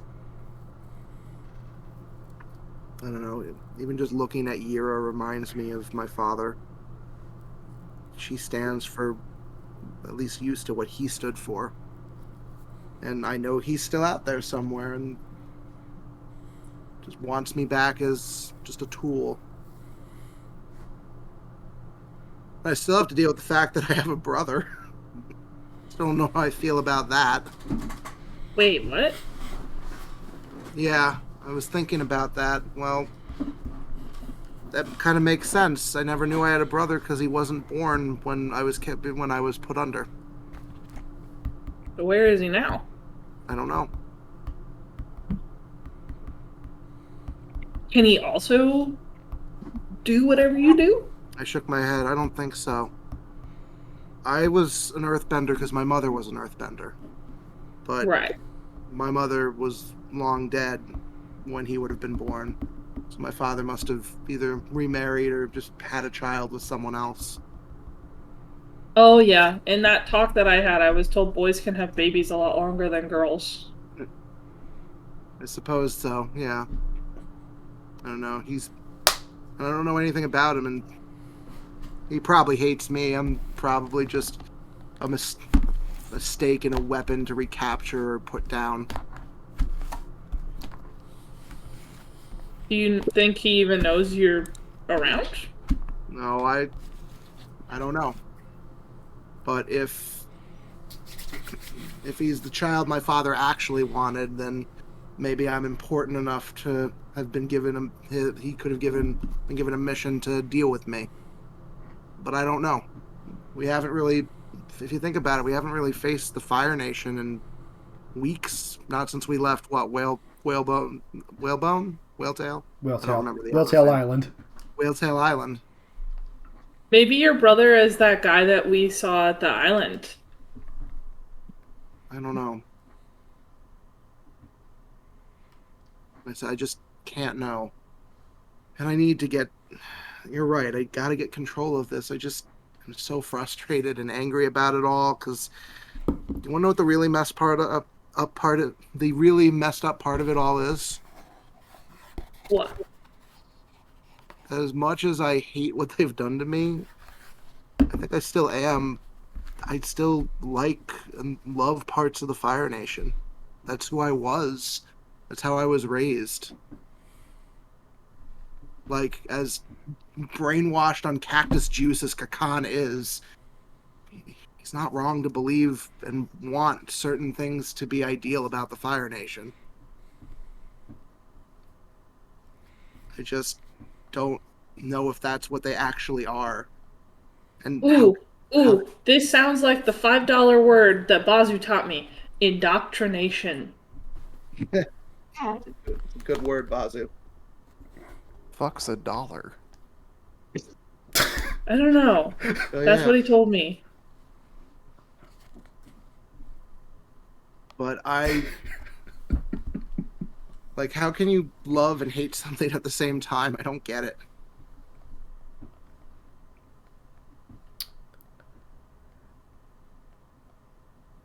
You know, one thing that the Air Nation tries to teach us is that human souls, regardless of what nation they're from or what sort of bending they can do, is that to some degree our souls are always weighed down by something. They used to call it, at least the way that Monk Yatso liked to say it, is weighed down by gravity.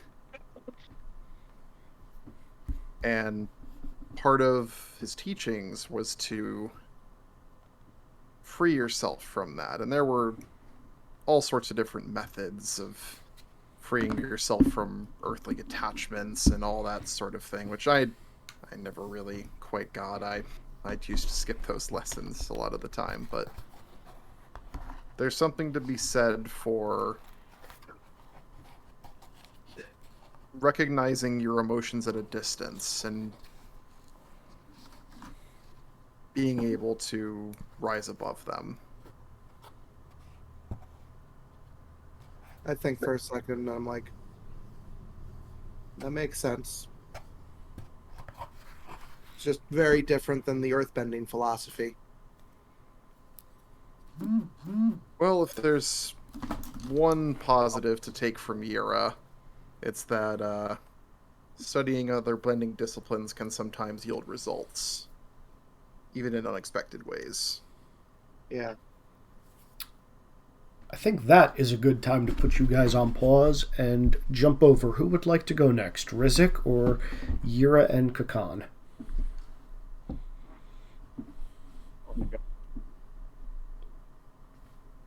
I don't know, Rizik, how do you feel right now? Or shall we take over, or is it I mean, time for if you want a break between emotional discussion, can do Rizik and Ryan's continued to work on science and engineering problems. Okay, it sounds like a Rizik thing. It sounds like it is time for a break from emotional discussions. Sure. So, Rizik, as you and I Riet... apparently can't skip bending practice as a non-bender. I mean, you can try. Look what you're missing.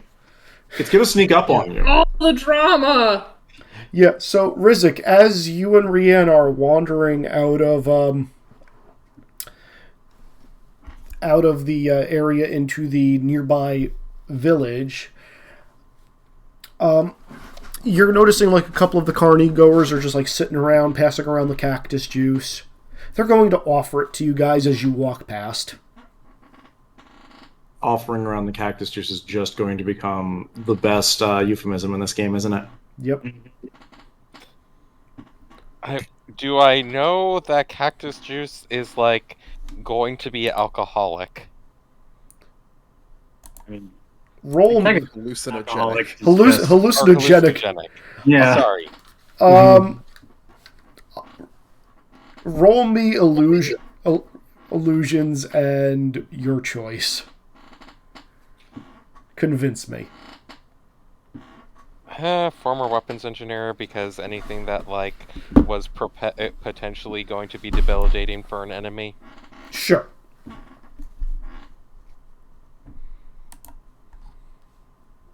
I'm confused on my illusions, but yeah, let's go. I don't think I really can easily argue any of my principles. You cannot. 3. I don't see what the difference between succeed with a major twist or fail here is, since I believe both of them are going to involve someone drinking cactus juice. So, you know what? If no one stops me, I'll accept the cactus juice. Well, do you have a good trip or a bad trip? Would you like to succeed? Okay, would you like to succeed or would you like to fail? This is important.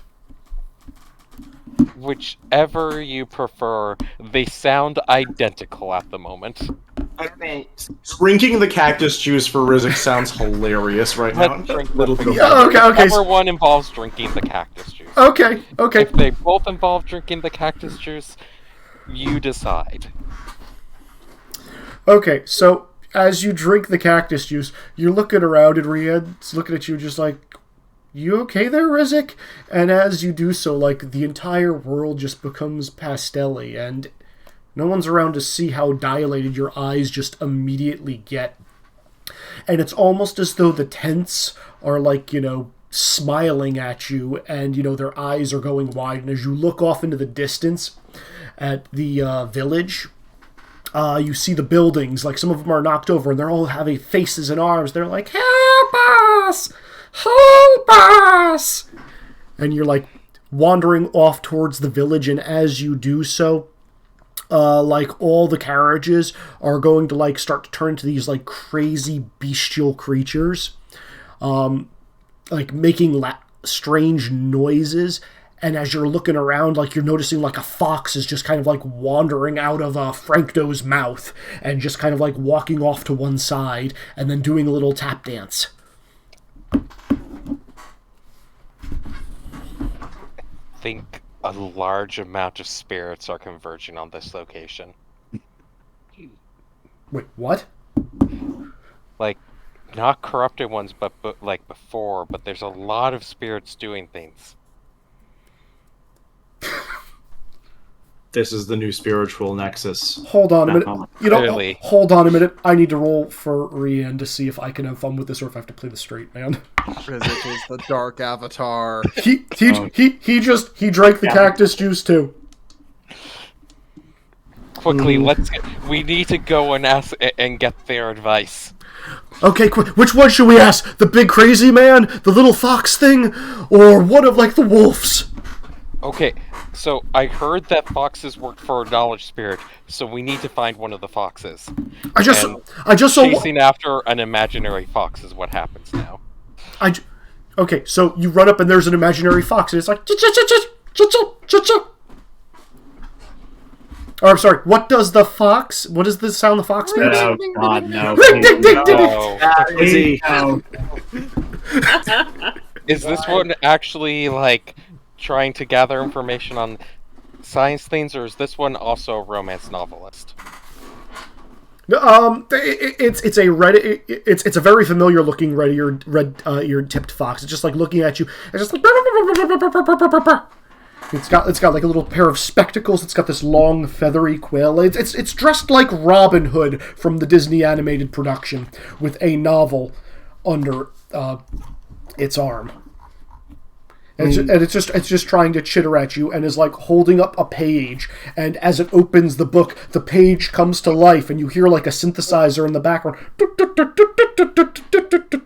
and it just turns into a butterfly in the sky. And yeah, you and Rian are just like, you're tripping. We're just tripping. You're tripping hard. I'd like you to make me a check. What type of check? I don't even fucking know, man. I don't know, man! You know, I'm going to roll... Dizzy. Since I'm trying to figure out things from the spirits, you know what? I'm going to roll Principle of Discovery with inventions, otherworldly mythos, and my status die, and you can decide whatever the fuck you want comes out of this, okay? You're giving him a lot of power. Mm-hmm. I think this one is just one Izzy inevitably has. We can't defend him for this. He was saying he wanted me to roll a check, but he didn't know what. You're tripping. I don't know what to make a tripping check. I'll be perfectly honest. You shouldn't have handed him cactus juice. Yeah, seriously. Of everybody in this party, I thought Sean would be the least likely to accept. Well, they were offering juice, and it's clearly just normal juice. really. I feel like you have a bad idea of my character if you think I am not the least likely to accept. Look, we're doing a lot of work. It's the middle of the day. You're going to get thirsty. Someone offered juice. They're just being nice. Sanity from this party, Izzy. Oh, I know what's happening. Rip all of us. We're doomed. Doomed, I say. Mr. Rizik, help! Get me out of here! Majestic. A+. Nothing. I will help you, small spirit child. It's the voice of Thomas. Okay, then it's time to run into what the direction of the tank train. I think the tank train is, which is probably not actually going to be the direction of the tank train. Well, no. What you see here is like the voice is coming from inside this giant mural of Francto, and it's just saying, "Help! He's eaten me!" Don't worry, we'll get you out. So, this mural of Francto, if no one stops, is probably getting ripped open. Also, why is there a mural of Francto here? He's the Earth King. Don't you remember No, actually, that's fair. Don't you remember you guys disguised the tank train to have Francto's face on it? This was a thing you guys established. We did the logo. Is the logo... The logo's his head! Right, fuck, yeah, never mind. How did we even end up at the tank train? Because it's on the way to the frickin' city. Remember, I established that like 3 sessions ago. You guys parked It's been a while, okay? I know. Sean, I'm taking you private for a minute. I don't know what you're expecting to get out of this, but okay. Wow, 2 private sessions in one night. What's going on? Good. Horrible things. That's what. Ugh, boy. Boy. Okay, Sean, are you ready for your trippiness? So you guys make it to the tank train, and like you're tearing apart the mural on the outside of this thing, and at one point Rian's gonna be like, "I found a way inside," and like a door is gonna like swing open, and he's gonna be like, "Should we go in?"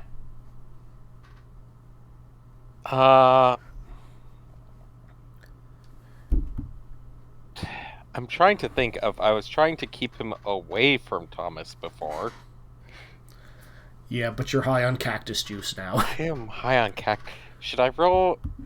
Actually, is that something where I can roll conviction, prototype tank train, and status? Sure. I'm gonna give you a -2 penalty. Well, with a -2 penalty, that's then a 2. And I don't think I think 4. I don't think 4 was a success, anyways. Would have succeeded with a minor twist. Giving me a -2 penalty like a jerk. Yeah. Or wait, it's a -2 penalty. At the start of my turn, I make that a bonus. Okay, so it's a 6. Fine. So it's a 6 because apparently I'm great at strategy while drunk. Yep. Yeah, so like as he opens the doors, all these like little lights start appearing around both your and his head, like dancing into the cabin of it, and he looks at you like, "Should we go in?" Let's not. I think we did what we needed to do here. We need to go after the spirits. Right, spirits. I mean, Like no, that one. yeah, like, but like, it's crazy, man. Like, this thing looks exactly like a rat to me. Does it look like a rat to you? Like, No. he's just saying, gesturing at the whole thing. No. No, that Well- must be an illusion. One of the spirits is playing a trick on us. We need to figure out which one. You're right. Why would there be a rapid armored transport here? I thought those were only in the prototype phase.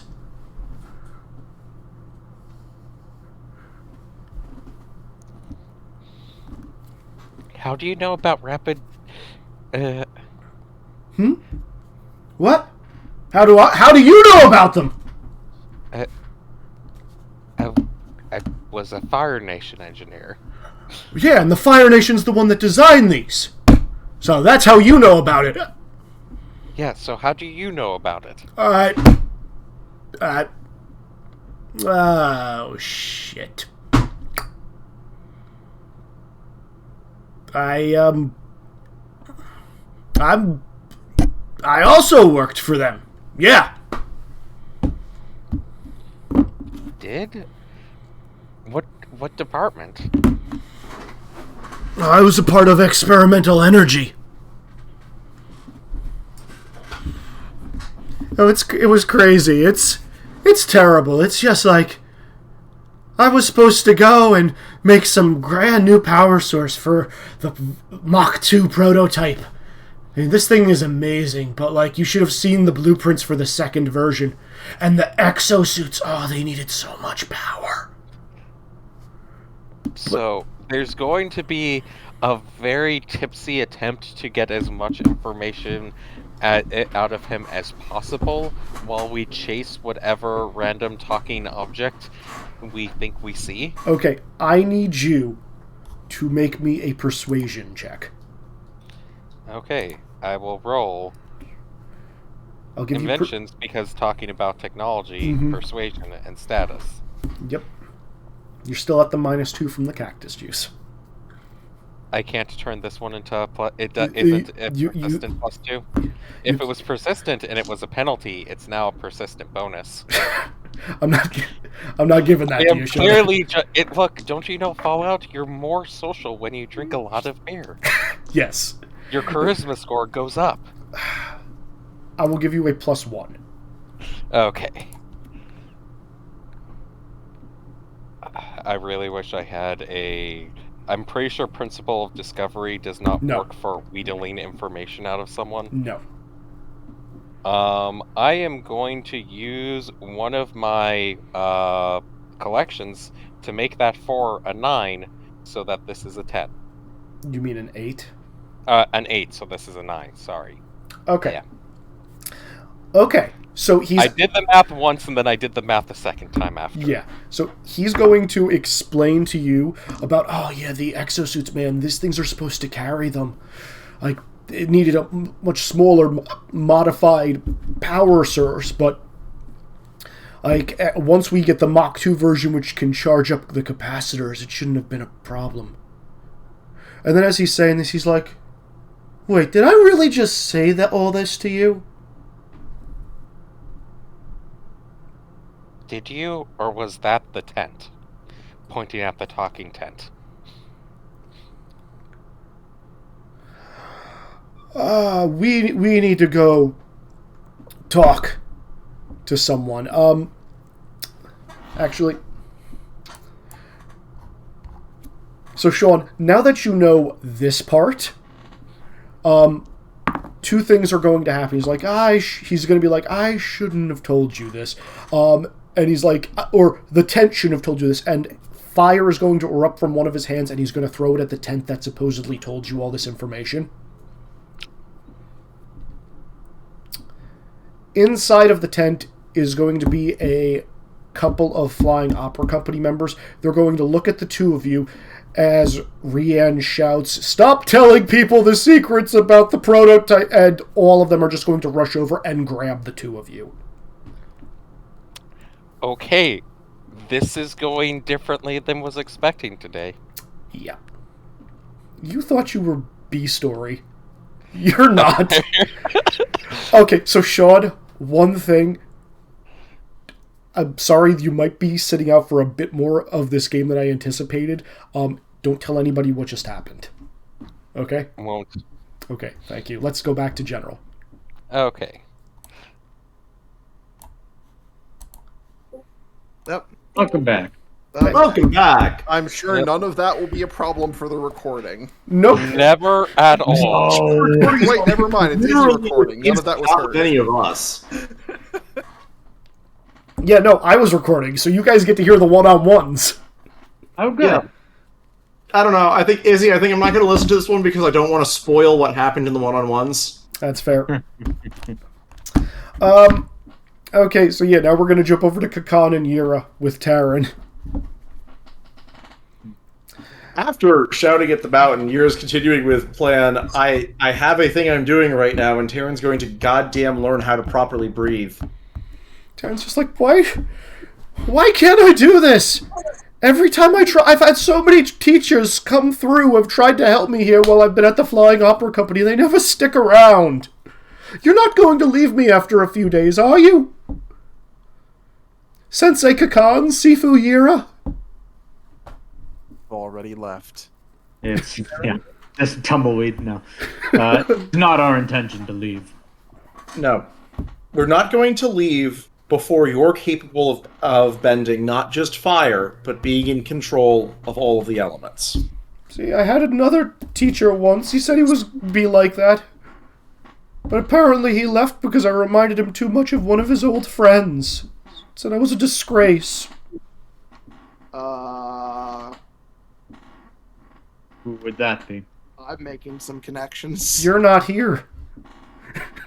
You went to the woods, Otaru. This is Wex making connections. Oh, okay, that's fair. You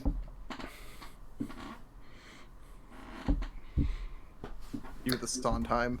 Yeah, no, he's going to reference. He's going to say, "Oh, he was a really powerful earthbender. He said his name was Boomy. He said he used to know the former Avatar."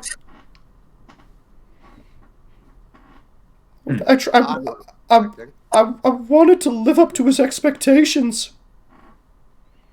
But apparently he just said I was a disgrace and an insult to his memory. Well, Taryn? Did he really go on? You're just going to grab Taryn and make sure he actually looks up. Taryn, there's one thing you should do then. You should prove him wrong. But everything I do is always wrong! Like, I'm I'm not good at bend. I didn't even know I could bend. For most of my life, I just thought I was a nobody. Mundane. I understand how everybody's feeling right now, being, like, burdened with power they can't control.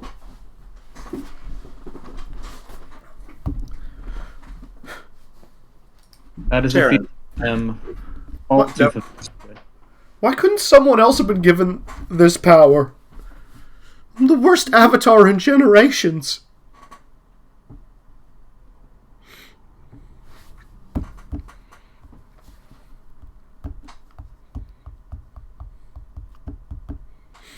Whether we are born with power or whether we are gifted with it, or whether it is granted, the important thing is what you do with that power. Your choice. Now, I highly doubt that the world would be made better by an avatar who would choose to forsake everything and live a quiet life and leave things to the next incarnation, whoever they may be.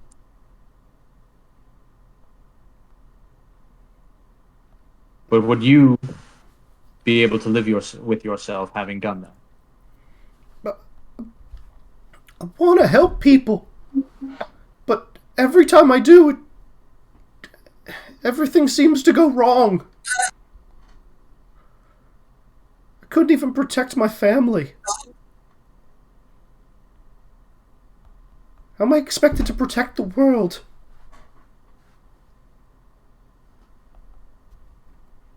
You are young, and there is a great many expectations that are placed on you. That is not something a child should be asked to bear.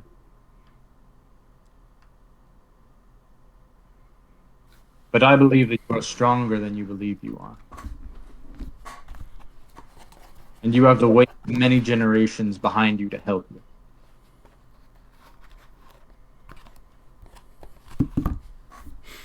You really think so? I do. All right. I'll try.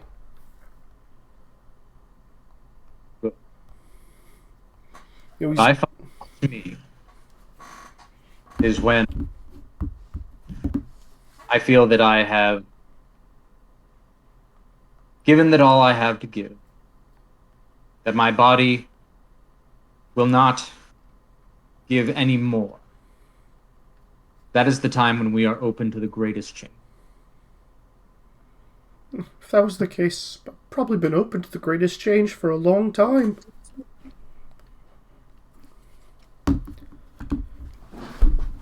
Let's see if we can get you a little more tired first. Mm-hmm.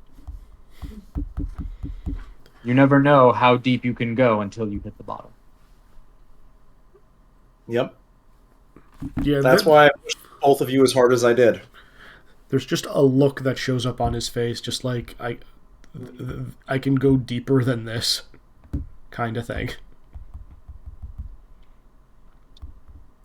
But no, he is going to, redouble his efforts and keep training to the best of his ability. That's all we can ask of him.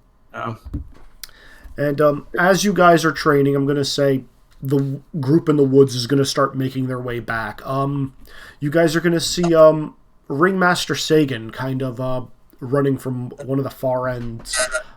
Ooh, Ziggy, that feedback. Ooh, sorry. No problem. Running from one of the far ends of the carnival and just saying like, good, you're all here. Well, are you ready? We're going to have auditions. Uh-oh.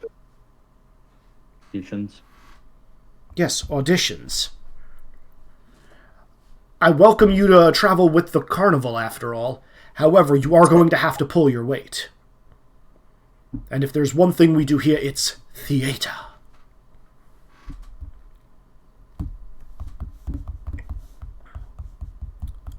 You were around when I handed out the scripts, when I had Minghua hand out the other scripts the other day. She's already fallen back into her role of being the Fire Lord, and I figure it'll make the performance so much more believable if we have benders of the, well, firebenders as his guards. Wouldn't you agree? Really bring it to the next level. You're sure that's a good idea? Are you concerned about someone recognizing you, Yira? Hiding in plain sight is actually one of the greatest things. People will never suspect an actual firebender to be on stage. They will just assume that it's the magic of the theater. Honey.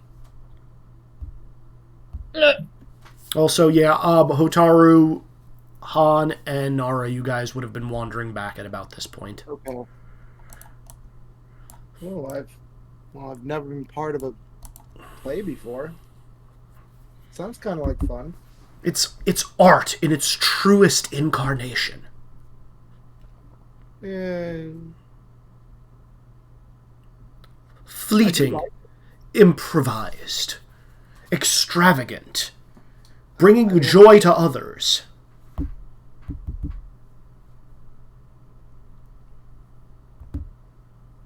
Could you deny such a thing? I'm going to try it. I like theater. Could be fun.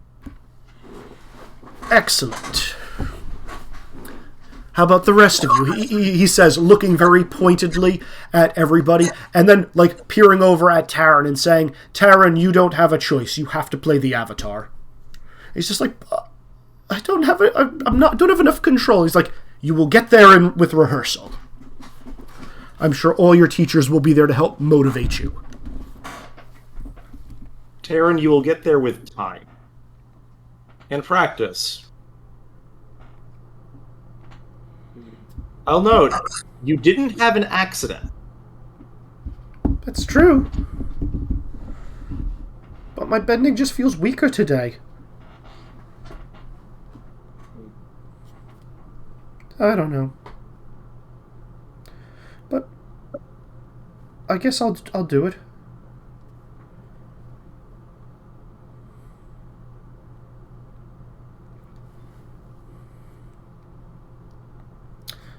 Alrighty. So I'm going to ask, I'm assuming everybody out of character is familiar with theater stuff, correct? I mean, Oh yeah, out of character. What kind of theater stuff? Out of character, yes. Yeah, so what kind of theater stuff? Would you guys be auditioning for a lead, a side role, stage-hand, or special effects kind of thing? Special effects, baby! Side note, I always am curious, people who roleplay, how many of them have theater backgrounds? Because I feel like it pops up a lot. I do not. I'll ask that as one of the questions at the end of the night. I have none. I actually have a minor in theater. Cool. And I have a few years more of other things, but yeah. I did a bunch of it. It was a lot of fun. Yep. All right, so I'm just going to run down the line on this with everybody that is currently present. The Ringmaster is going to kind of like get you all into a smaller version of the big top. I'm going to call it the mid top. And just kind of be like, all right, here's the scripts. Minghua, and I'm just going to say Laura is there and is going to be acting as the Fire Lord. So the story is like a revisited version of, I'm going to say what you would have seen from like The Boy and the Iceberg out of character. The story of the Avatar learning the elements and then going to fight against the Fire Lord. The difference there is, in this case, since he has access to all the benders, meaning your group and Hama, he's going to insist that you all, try out for your role.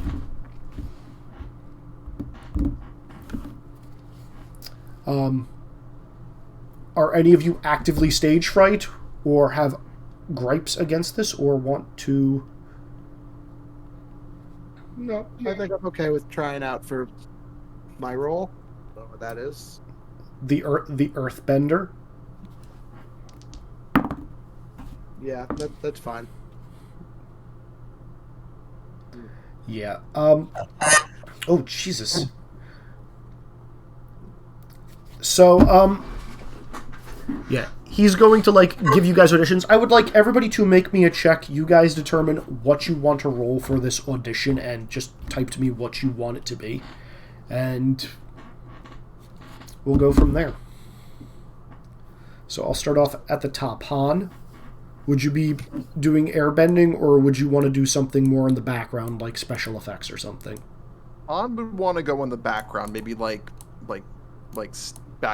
backstage prep. I figure I can probably use business acumen to help with like organization and stuff like that. Okay. Actually, they're going to actually ask, since they know you're an airbender. They have a like fog making thing, which normally they would leave on stage, but could you like use an updraft or something to like get this and push it out onto the stage? So like you would be effects but also business acumen kind of thing? As long as I don't have to be seen doing it, sure.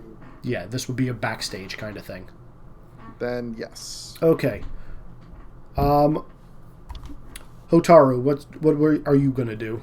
I'll try out for the Earthbender role. Okay. Actually,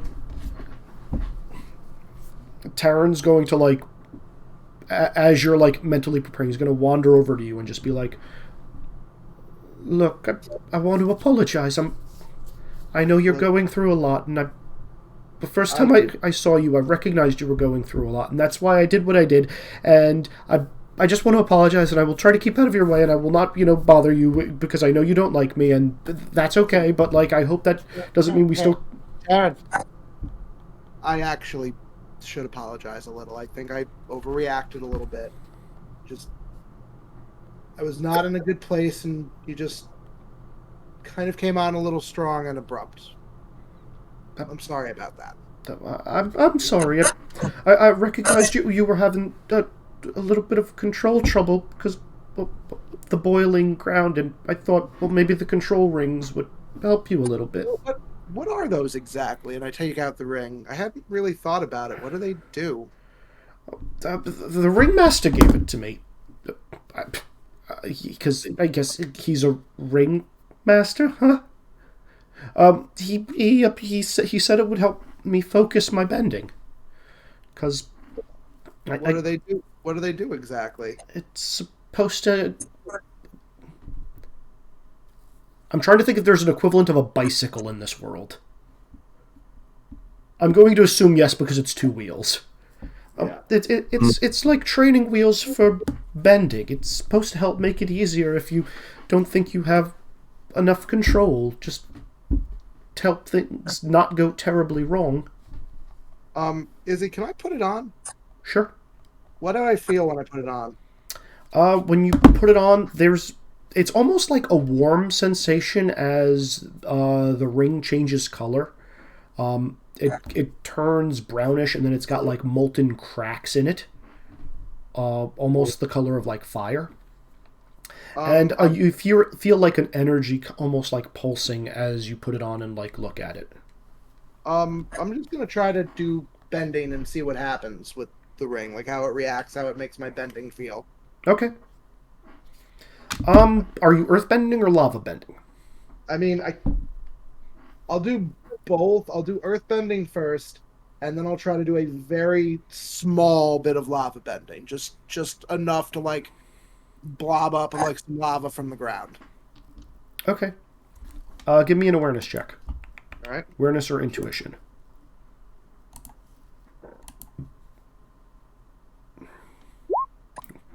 That is a 6.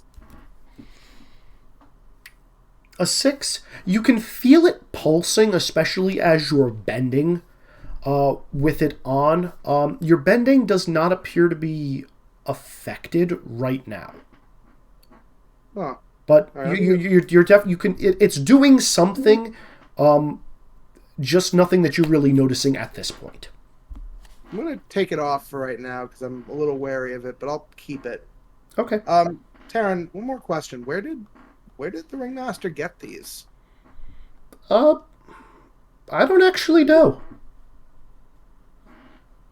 I guess maybe he always had them? Huh. Okay. Well, again, thank you for trying to help, Taryn, and just... maybe we can work on your earthbending at some point. Okay. Because I'll be honest, your form is terrible. Yeah, I know. Aren't you supposed to, like, be a... Are you an Earth Kingdom native? Yeah. But I didn't know I was an earthbender until after my village was destroyed. Huh. And that's when everything went wrong. Why don't we talk about it later, okay? I should get to the tryout. And yeah.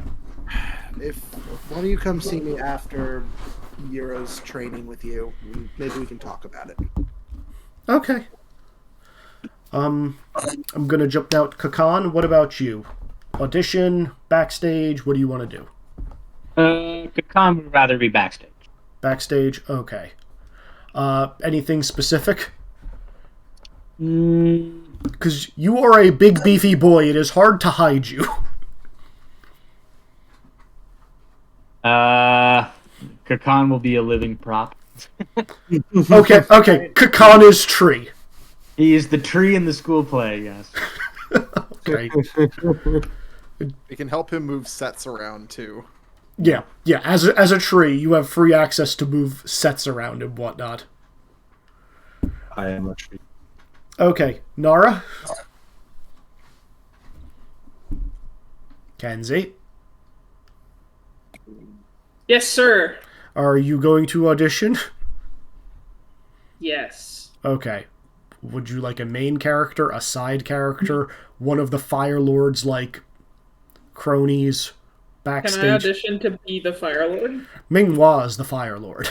Fuck. Then one of his cronies, please. I want to be at Minghua's side. Okay. Actually, there's an actor there who's like, as you're auditioning for this, is like, no. This is going to be my role. How dare you try to take it? Is he walking towards me? Yeah, he'd be walking towards you. You recognize this as the guy that played the water spirit in the show you saw back before the attack. I want to try to trip him. Roll me prankster. Where's my thing? It's in your sheet. Prankster. That. And... Sure. 5. 5? Succeed, but with a minor twist. Works for me. Yep. So yeah, as you trip this guy, he's gonna look at you and be like, "Oh, I don't have to take this from you! How dare you, child! You think you could do a better job than me? Where are your credentials?" And he's getting up in your grill at this point, Nara, despite you being like a third his age. "I have acted for the greatest kings and kingdom and queens of all nations! Where have you acted before?" I want to, like, reach out to Bazu and be like, "Hey, Bazu, can you make my eyes start glowing?" Oh yeah, that's gonna be fun.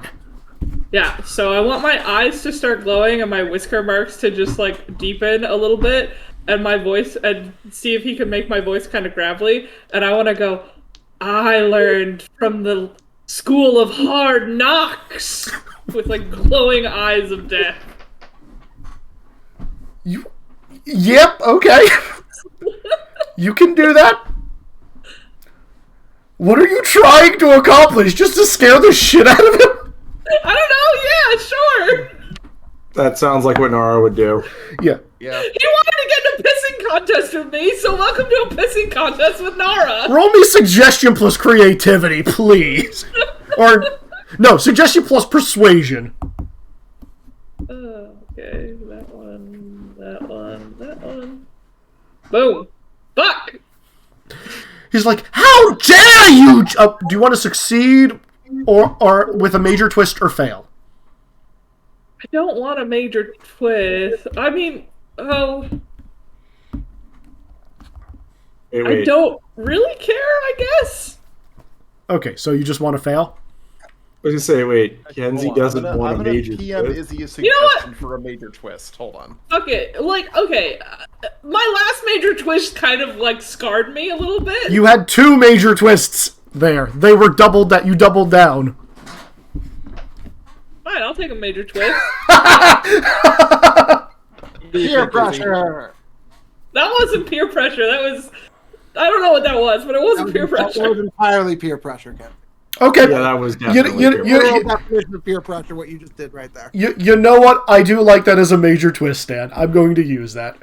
Okay. Wait, what did Dan say? I didn't even hear him. So I'm gonna describe what I didn't say anything. I PM'd this to Izzy. Izzy.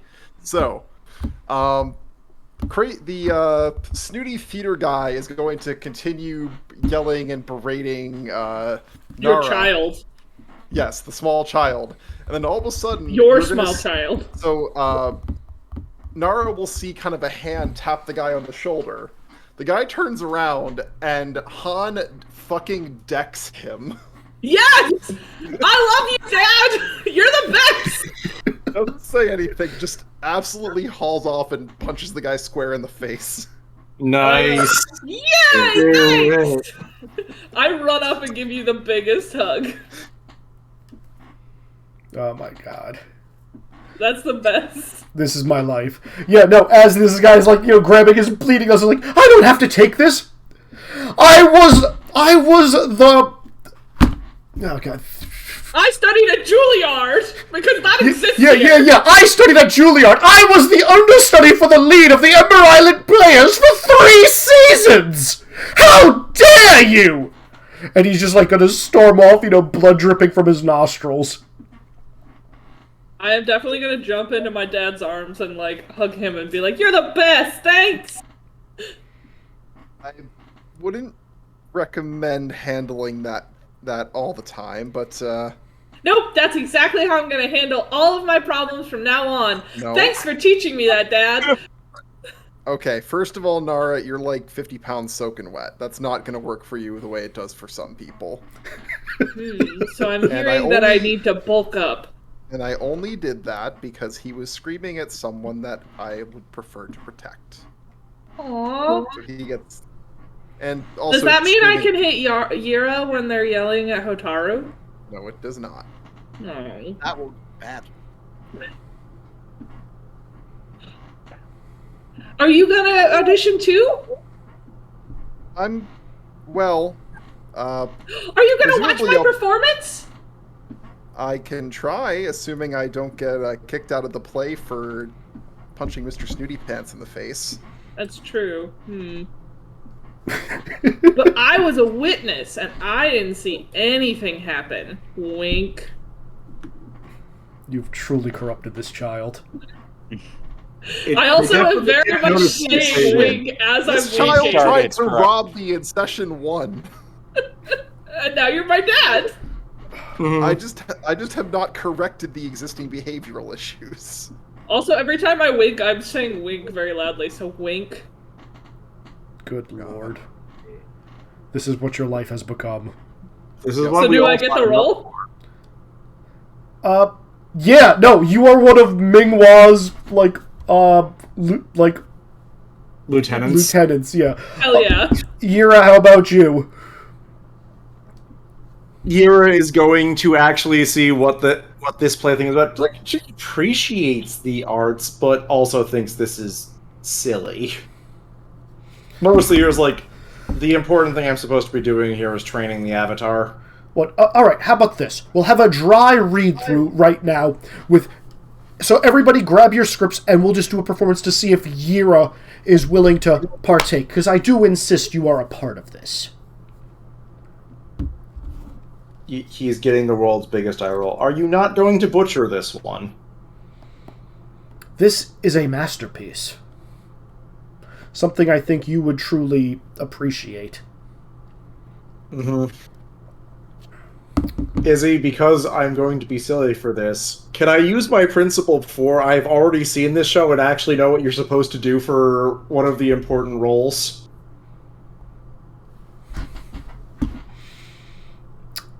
Roll it, and we will determine that based off of the roll. Sure. is this funny enough to actually spend... this is funny enough to spend a +2 bonus on, sure, if Yura accidentally is really good at this. Oh boy. Let me think here. That is a 9. Izzy, what's the threshold for too much success again? 12. 12 is beyond expectations. I don't think I'm capable of getting that. Actually, wait, Izzy, I'll spend my collection to do that because it's funny. I'm impressed you've seen this before. We've only ever performed it like twice. Yeah, no, which part are you... She's just going to say, yes, well, I went over to... I'm going to look at the map and actually name a thing that is not the other town that I care about. It was, 20 years ago now? No, 20... No, that was when the horse started. It was probably 25 years ago. Let's see here. Where was it? Damn it. It was actually, you were near Senlin, I think. What number is that? I don't even know. That's number 7.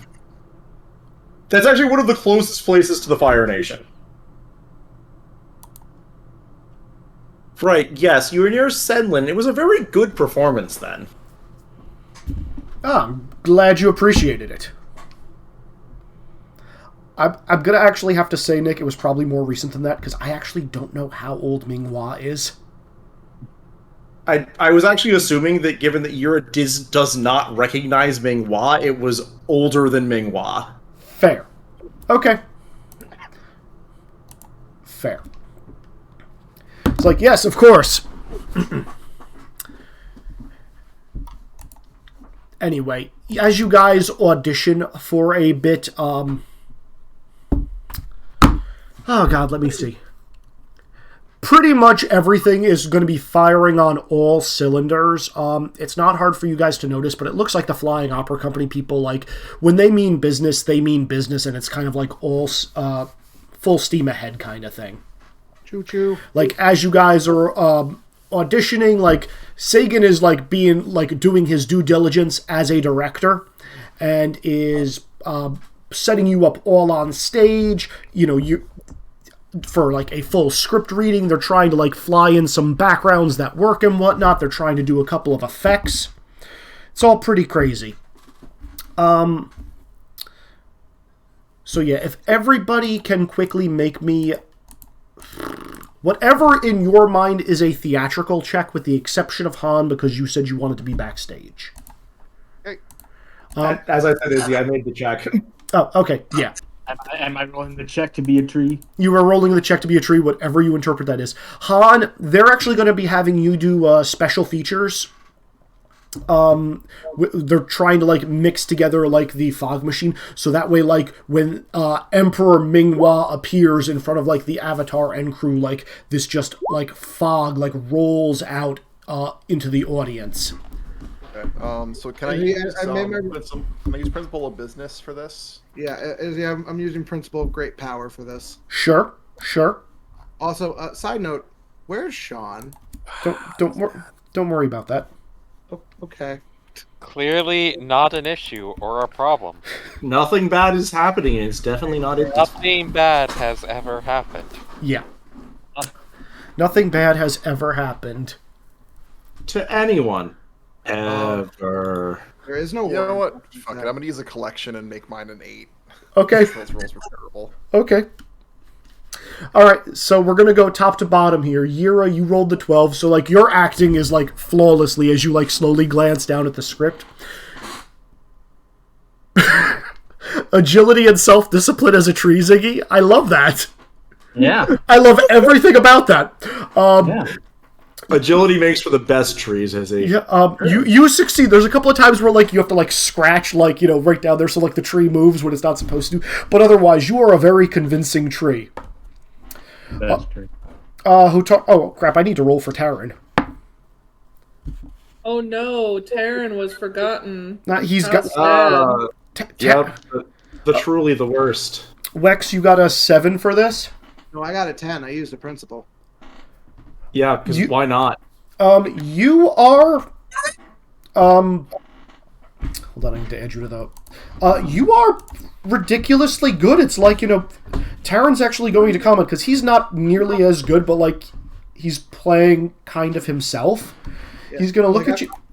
And I specifically use momentum because I'm dancing.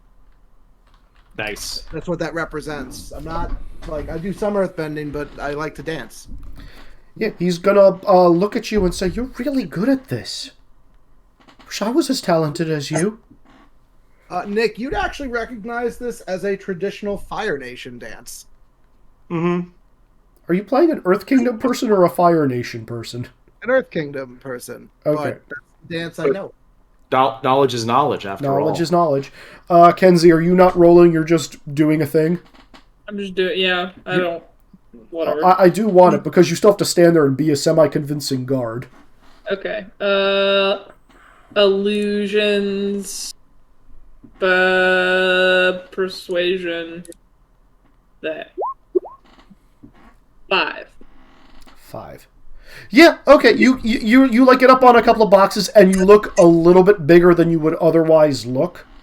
Look how big I am. I'm the manliest guard ever. Okay. Yeah, you kind of pale in comparison a little bit to the giant hulking tree that is standing directly behind you.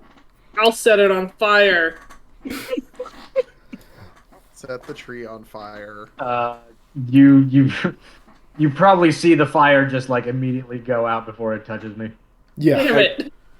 Yeah, I was gonna say, if he doesn't do it, I will. Yeah, like, so yeah, Yira and Nara, you guys are flanking Minghua, the Fire Lord. I imagine that I just like rip like matches out of my sleeve and start like trying to light one, and Han just like grabs it. Han's backstage by a bunch of machines. No, Kenzie, this is a party where Yira just basically Jedi mind tricks it every time she notices you doing it, and like you light the match and it immediately goes out. I'm like, what the fuck are these matches? John's basically doing the same.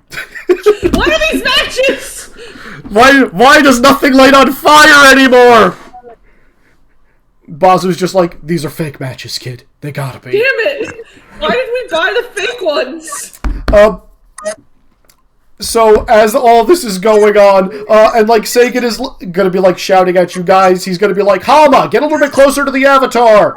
You two, Hotaru, like, really flank him, form a V! And, like, it's all you guys on stage, and then, like, and then he's, like, saying, on the opposite side, have the doors open for the Fire Lord and the guards! And Minghua is going to walk out flanked by, Yira on one side and Nara on the other, with the tree directly behind Nara at all times to make her look a little bit more intimidating. And then he's going to be like, all right, we need smoke, and we need the fire flashes above us. Dan, you're on smoke, I believe I said, right? Yes. Okay. So I got an 8. You got an 8. Okay. So yeah, the smoke from this machine, like they're throwing some liquid into it, and it's just like making this little cloud, and you're just pushing it out, and it's literally like it's spreading kind of quick, like filling up most of the tent. Like the entire staged area is just going to be covered in like this fog, and your guys are almost shocked as you can like barely see in front of you. Like, Han, you might have done too much of a good job. Okay. No such thing. No such thing. And the note we're going to leave off on, I would like Kakan and Hotaru to make me an awareness check. Okay.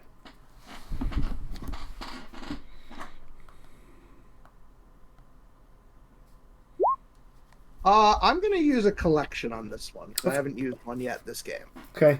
Oh. I'm going to get a 10. Okay, a 10. And Kakan? So...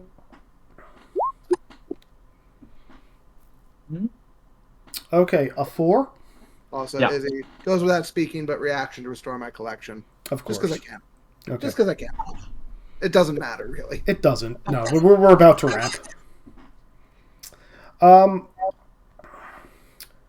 Okay, so what you guys notice, Ziggy, as this fog rolls over you, and you're like, like just standing there being a tree, you're just feeling this relaxed sensation as you, just like deep, breathe deeply and are just like, yes, I must not move. I be one like the tree. Be one like the tree.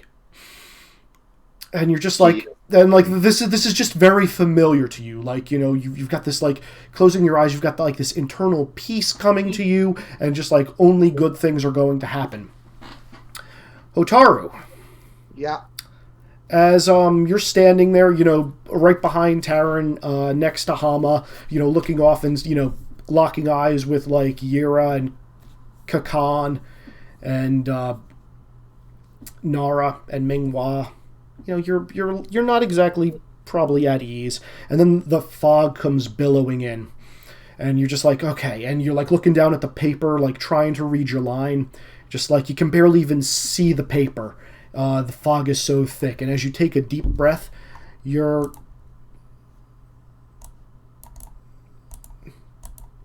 Did you cut out? No, I didn't. I'm sorry. I got a private message which I hadn't read yet. As you breathe deeply, as you're looking down at this paper, the back of your mind just screams panic for a second as you almost get this familiar scent in the back of your head of almost like a citrusy almond scent. Does that familiar? In the back of the very back of your mind. Yeah, it's the same aroma, the same scent, the same color of fog that they used when you were locked in that metal chamber before you passed out almost 50 years ago. I am immediately... And with that, we're cutting! Oh, no. Good boy. Well, Izzy continues to choose violence, but we all knew this. Yes. I don't think... I know exactly what... This is not Izzy. Well, I suppose Wex chooses violence then. No, I'm not the person who chose violence. I see, yep. Never mind. Who's missing? Yorp. I'm sure nothing bad will happen to us. Oh, no, we're fine. Everyone's fine. Nothing bad ever happens to us. We're the best. Yeah. So we're I have no idea how I'm answering questions at the moment. Yeah, I don't actually know. I don't know how you are either. But I will say, as like that fog. I'll message you them so I can edit them later. Yeah, as fog rolls in, and you all get this feeling, your eyelids are all going to be feeling heavy, and that is end of session. I am not okay with that, but sure. If you guys want to send me immediate reactions for what your last final things would like to be, you can PM me. Otherwise, we're going to jump over to questions. I mean, I feel like I'll have a reaction next time. Yeah. Yeah, that is basically the same. Yeah.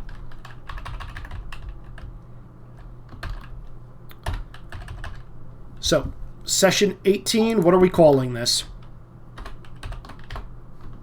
More violence? Training day? No. Showtime? No, that's when we actually put on the play. Yeah, that would be next session. Cactus Juice 2 Electric Boogaloo. I mean, from my training, I was like, fuck you, Mountain is definitely what I was aiming for, but... Fuck you, Mountain. Fuck you, Mountain. I like Fuck You, Mountain.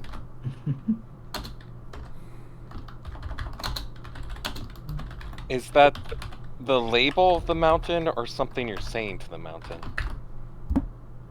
Yes. Can be both. What did I say the fourth question was going to be?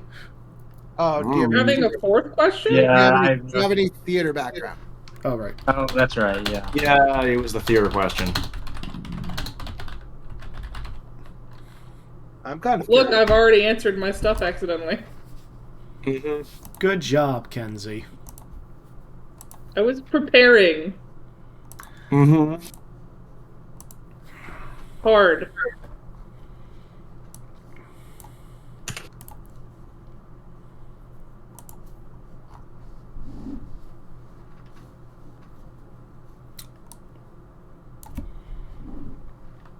F you, Mountain!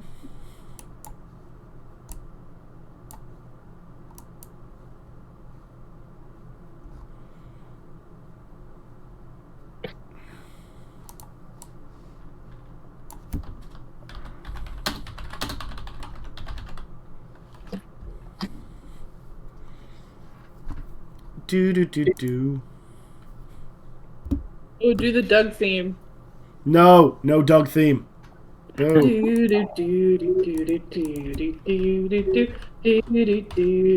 Pretty sure that'll get us copyrights. What?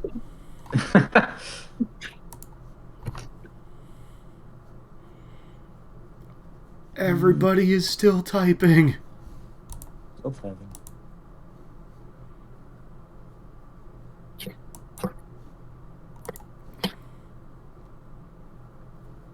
All right, Yira. Finish first.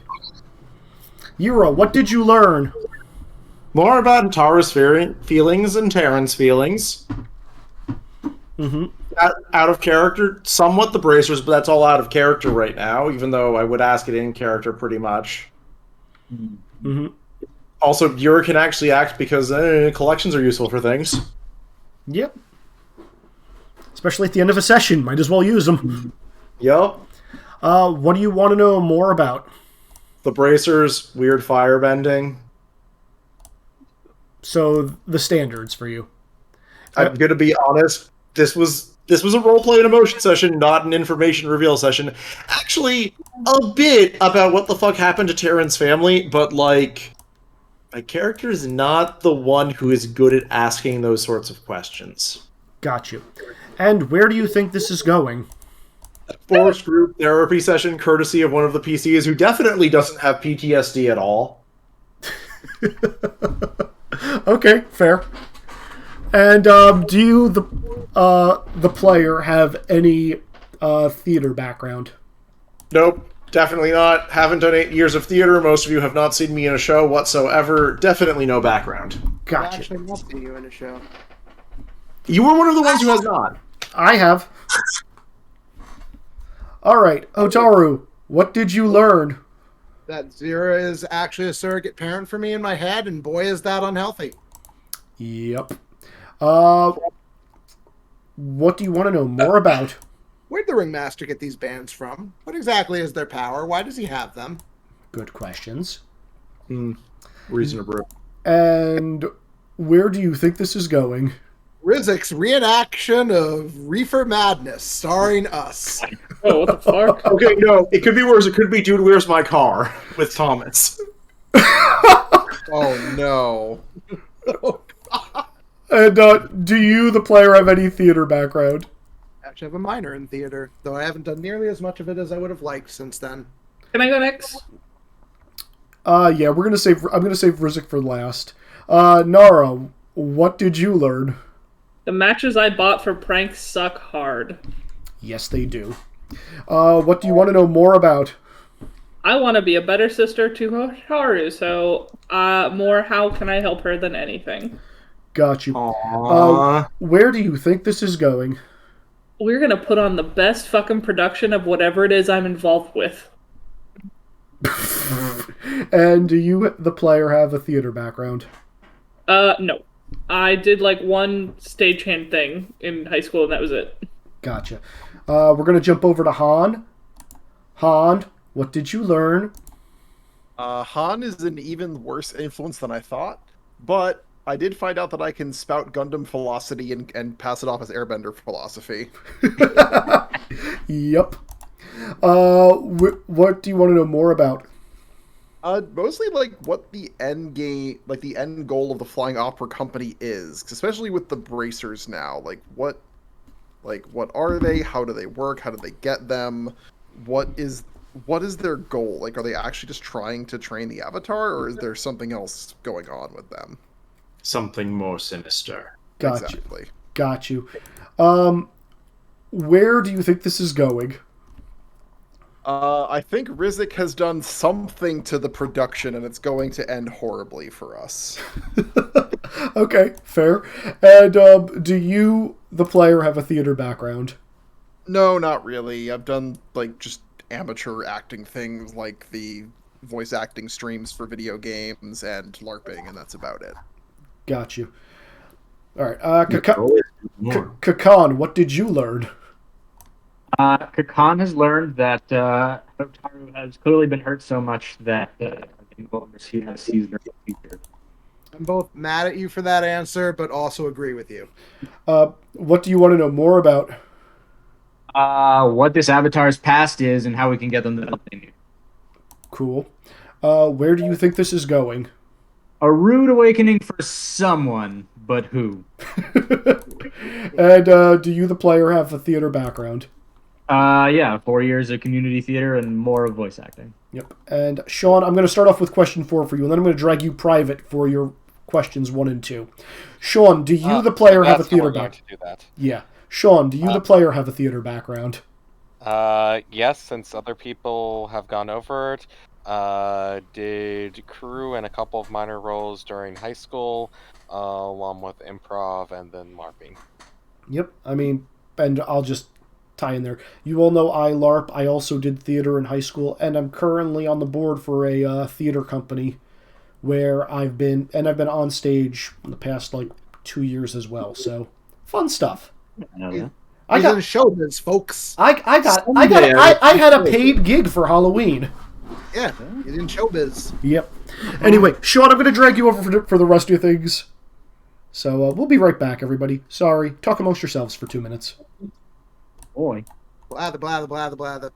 Blargle, blargle. All right, Sean. Sorry about this, but I think you have a little bit more insight than everybody else. Okay, so Rian is apparently a firebender, and from the Experimental Energy Division, and from, secret Fire Nation research projects. Mm-hmm. And apparently knows a lot. Yep. So with that said, what do you want to know more about? Who are some of these people / Rian? How much were they involved in Thomas? How did they end up part of the Flying Opera Company? And where do you think this is going? There's probably going to be some information dump, probably some drunken spy shenanigans, and maybe need for a rescue or escape attempt. Yeah, I will tell you this much. When the other member... I didn't want to, draw this out when you were one-on-one. When the other members of the Flying Opera Company came and grabbed the two of you, they were not gentle, and they pretty much tried to KO you. Okay. I will give you a little bit more information between now and next week as to exactly what's going on, because you're seeing the ugly side of what's going on now.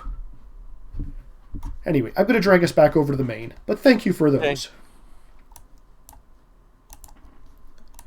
I'll restate the answers to my questions for the rest of the group of spoilers/redacted, spoilers/redacted, spoilers/redacted. Redacted is the best answer to every question, Sean. You should Note feel that no this shame. is a different... I will give one slight spoiler, and that this redacted is not... It is a separate redacted. What is that, horrible noise? Oh god, that is awful. That's Ziggy's feedback. Oh, is it me? I was just gonna blame Izzy on that one. My setup is presently very good. All right. Well, I hope you all had a good time. It did. And we will see what crazy shenanigans you all get into next time in Avatar: The Legend of Terran. Thought you were going to say in Dragon Ball Z. Next time in The Legend of Terran. I feel like that is going to actually make one of the PCs murder him at some point, Izzy. Can we workshop that? I love it.